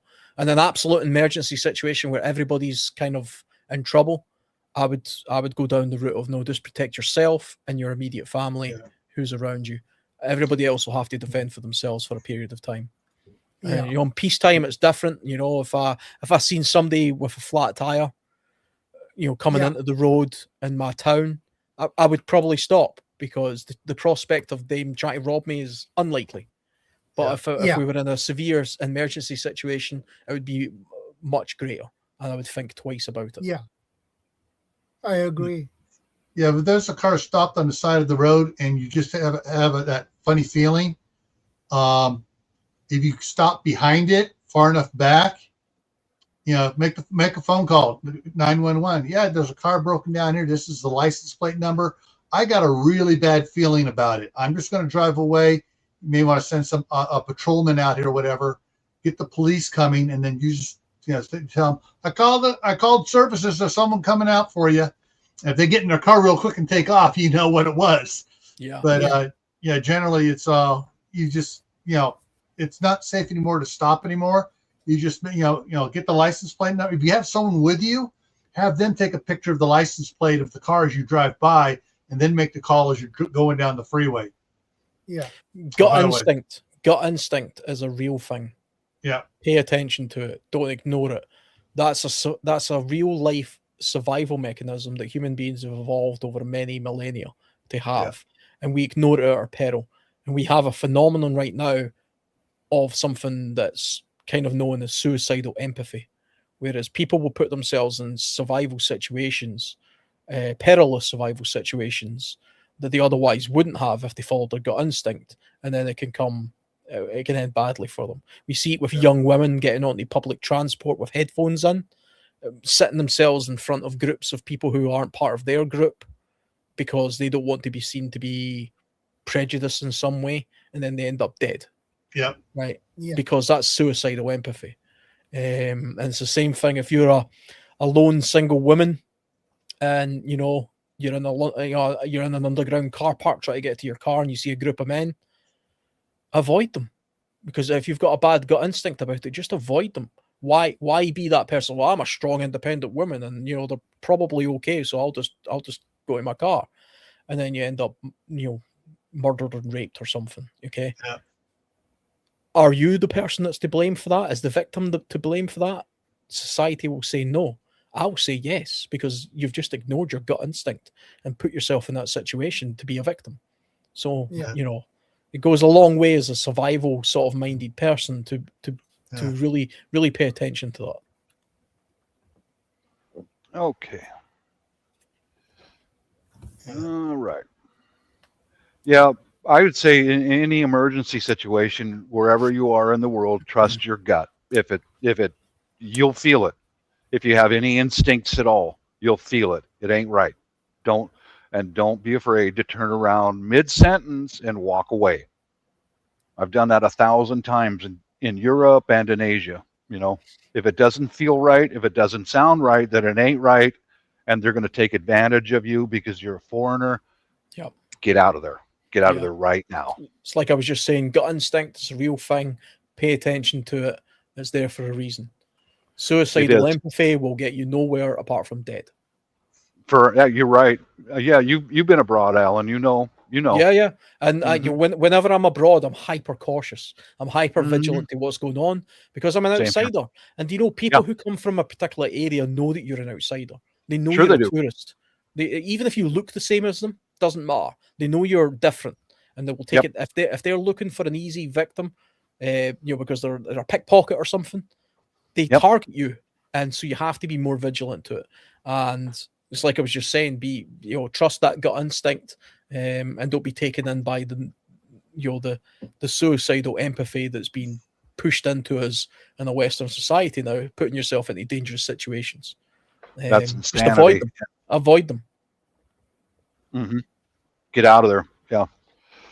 As far as Gil was asking about the lady boys and all that, you mentioned that a moment ago. They are the worst. Oh yeah. They are criminals, dude. Yeah. They're out there. They are criminals, and they prey upon the new arrivals. Yeah. And they'll do that here, Yep. In the drug areas, I've seen lady boys here, not Asian, but they're white. They're dressed up like a woman looking to get into your car with you, give you a BJ or whatever. I have no fucking clue. I don't touch them, but that's what they're looking for. They're looking to catch you with your pants down and stick a gun underneath your chin or a knife underneath your chin. Now he's got your wallet and your car. There's definitely a lot of them will try and rob you in Thailand, especially tourists. That is definitely a thing. There is a thing. I remember a few of my friends saying to me, "Are you not concerned that you pull a woman in Thailand and it turns out to be a man?" They actually don't do that because they're not stupid. They don't want to trick you into being because they will end up getting themselves hurt. So I mean, if you're interested in that kind of thing, then you specifically go and get that kind of thing, and they look for people who are interested in that. There's no tricking going on because that's not going to end well for them. What they will try to do though is rob you. Like Bob was saying. Yeah, it happens. So will women. So will just normal women. I mean, that's the thing that happens out there too. I mean, it's just a case of being vigilant and understanding the culture and understanding what you're doing. Tourists are victims anywhere they go because tourists are vulnerable people. They usually have money on them, they have documents, and they're not aware of what's going on. And your gut instinct's a little bit off when you're a tourist because you don't know the vibe. And added to it, Alan, we cannot understand what's being said around us. Exactly. We cannot understand the language, and that's a big disadvantage for a tourist. Yeah. Mm-hmm. Yeah. Well, I'm glad to know that you've been over in some of those danger zones, and you can handle yourself. If you can live through Thailand or Philippines alone, I mean, you can handle anything. I like to travel. I've been to the Middle East a few times. I've been to Thailand a couple of times. I've been all over Europe. I like to travel. It makes you a more rounded person, I believe. And it makes you a better survival-minded person as well. It does. Yeah. And this kind of just back on the subject before we finish as well. Sometimes having people in your group like that who come from these places, kind of like Bob's wife, for example, that's a great contribution because of that outside influence. Because of that, the more traveled a person is, the more knowledgeable they have on how to deal with, the kind of intricacies of differences that's going on. I find, Yeah. It makes you a more rounded. It's the best way to learn. Yeah, it does. Yeah, I think in a real emergency situation, the people who are too afraid to go outside of their home country are at a big disadvantage compared to others who are not afraid. That's one thing I think people should look into more. Fear. I've stood eyeball to eyeball, more or less face to face with 18 different junkies 19 trying to get into the garage with me in the last place that we lived. Fear. The best thing I could tell you during any situation like that is breathe. Keep breathing. Keep breathing. Don't converse with them. Don't talk to them. Stand your ground and keep breathing. Keep breathing, because they want to trigger that fear mechanism in the victim's brain, because that makes you go irrational and do something you normally would not do, and you don't want to get in that situation. Breathe. Yeah, and just don't put yourself in predicaments that are perilous that way. You know what I mean? It's even if the people look like you, sound like you can understand them, you can still end up putting yourself in sort of vulnerable position. I was in Chicago a few years ago, and I felt quite vulnerable there, you know, because I was doing the touristy thing where I was wandering around, but I strayed off the beaten track, you know, and there was a point where I was like, you know what, I'm in a place that I don't recognize. I don't, you know, I'm an outsider here. I look and sound the same, but you know, I'm in a vulnerable position here, and I quickly got myself out of there. And it's the same in this country as well. You know, Glasgow's a very nice city, but I tell you right now, there's certain places in Glasgow, if you walk down there in the middle of the night, you're going to get robbed. Of course you are. Yeah. Because they'll know you're not from there, and they'll just take an opportunity to rob you. They would rob me, you know, because why would I be walking down the middle of a street at that time of night? Because you have to just be cautious. And I think people naturally are like this anyway. The only people who are not naturally inclined to do this are people who deliberately put themselves in a position because of suicidal empathy. You know? They get on that subway car with the earbuds in, and they pay no attention to the gangsters behind them, or they get in that lift because they don't want to be racist, so they're going to get in there with all those group of men, you know, and you're a 4-foot woman who can't defend herself. You're not doing society any good by being the example. All you're doing is being a victim. Yeah. I agree. There's so much to learn out there how to stay alive, but that just all comes with time. You know, it really does. It comes with time and experience, you know. Yeah. Yeah. Somebody mentioned South Africa in the side chat. I've watched a number of videos, and talking with Guardian, that's a sketchy place, man. Oh, baby. Yeah. I'm not going there. Yeah. Again, it depends where you are. I mean, this is the thing. It depends what company you're with. I imagine if you went to South Africa and met up with Guardian, he would be able to show you all the best places to be and the safe, you know. Certainly. Anybody can be a victim of crime, but he is in tune with his surroundings. That's his country. He knows the places you can and can't go, etc. Same with you, Bob. I mean, you might live in a sketchy place, but I bet if I came and visited you, like say we were good friends, and I came and visited you for a week, I would be okay probably, because you know, no, you don't want to go down there. You know, you don't want to speak to these guys. You know, but if I just wandered myself down there out of the blue, and you know, I'd be in a bad situation pretty quickly, probably. Yeah. What shakes me up? Okay. We've got British relatives, and they were talking about coming here to visit. Here's that mentality. I said, yeah, you can. I don't live directly in Seattle. I live in the area. And I told them both, under no circumstances will I take you to downtown Seattle. You know, the during the day in a couple of places is okay. At night, you're going to be a victim. I guarantee it. No, it's not like that. No. I said, we can drop you from. Yeah. We can drop them in a parachute straight over Seattle alone, and let's see how they will manage through the night. Yeah, especially she being an Asian lady. Oh, I guarantee you, she's gonna get robbed. At least that. You know, no, fuck you, man. I'm sorry, but yeah, you know, I'm warning you. Don't go to some of these places. You know, but yeah, Alan, if you came to this area, I would be the same with you. We can go to a couple of places in Seattle during the day. Yeah. Only. That's it. Don't go hanging out around there at nighttime, man. You will get robbed. Yeah, definitely. Yeah, we stopped going over to San Francisco because San Francisco is getting so bad. That's what I've heard. Even in the tourist areas in the daytime, it was getting bad. It's like, sorry, it's not worth it anymore. Yeah. That's one thing that I was very concerned about was a few years ago. My wife and daughter are dual citizenship, and they had to go to the Philippine consulate in San Francisco. And I went, she goes, hon, I've got a hotel room for both of us right across the street. Right across the street. We don't even have to go walking down the block, nothing. We can walk across the street, get into the building, and okay. All right. Yeah. Yeah. Yeah. That is what I would do. Yeah, because even when I was going there from the Oakland Federal Building to the San Francisco Federal Building on BART, we never went alone. We went in groups of 6 or more. Oh, I don't blame you. Mm-hmm. Yeah. I don't blame you at all. That's smart. That's smart. Yeah. Yeah. The mentality, what did you call it, Alan? The sympathetic, Suicidal empathy. suicidal empathy.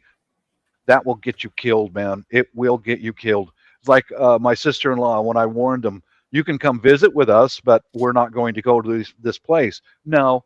You disregarded what I said. Never mind me. I grew up here. I know what I'm talking about. Yeah, you go ahead. And when I go to another country, like I've got family all over the world, if they say don't go there, don't go there. Don't do it. Yeah. That, I don't know. Here, we're going to go back overseas soon. And I spoke with my wife because the British that I'm related to are alcoholics.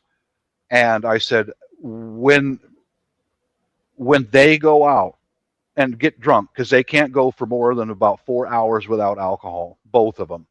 Yeah. When they go out and get drunk, I'm not going with them. I refuse to do that. I'll never do that again. I'm not putting myself in that situation. That would be a nightmare. I intend to get a retirement visa over there.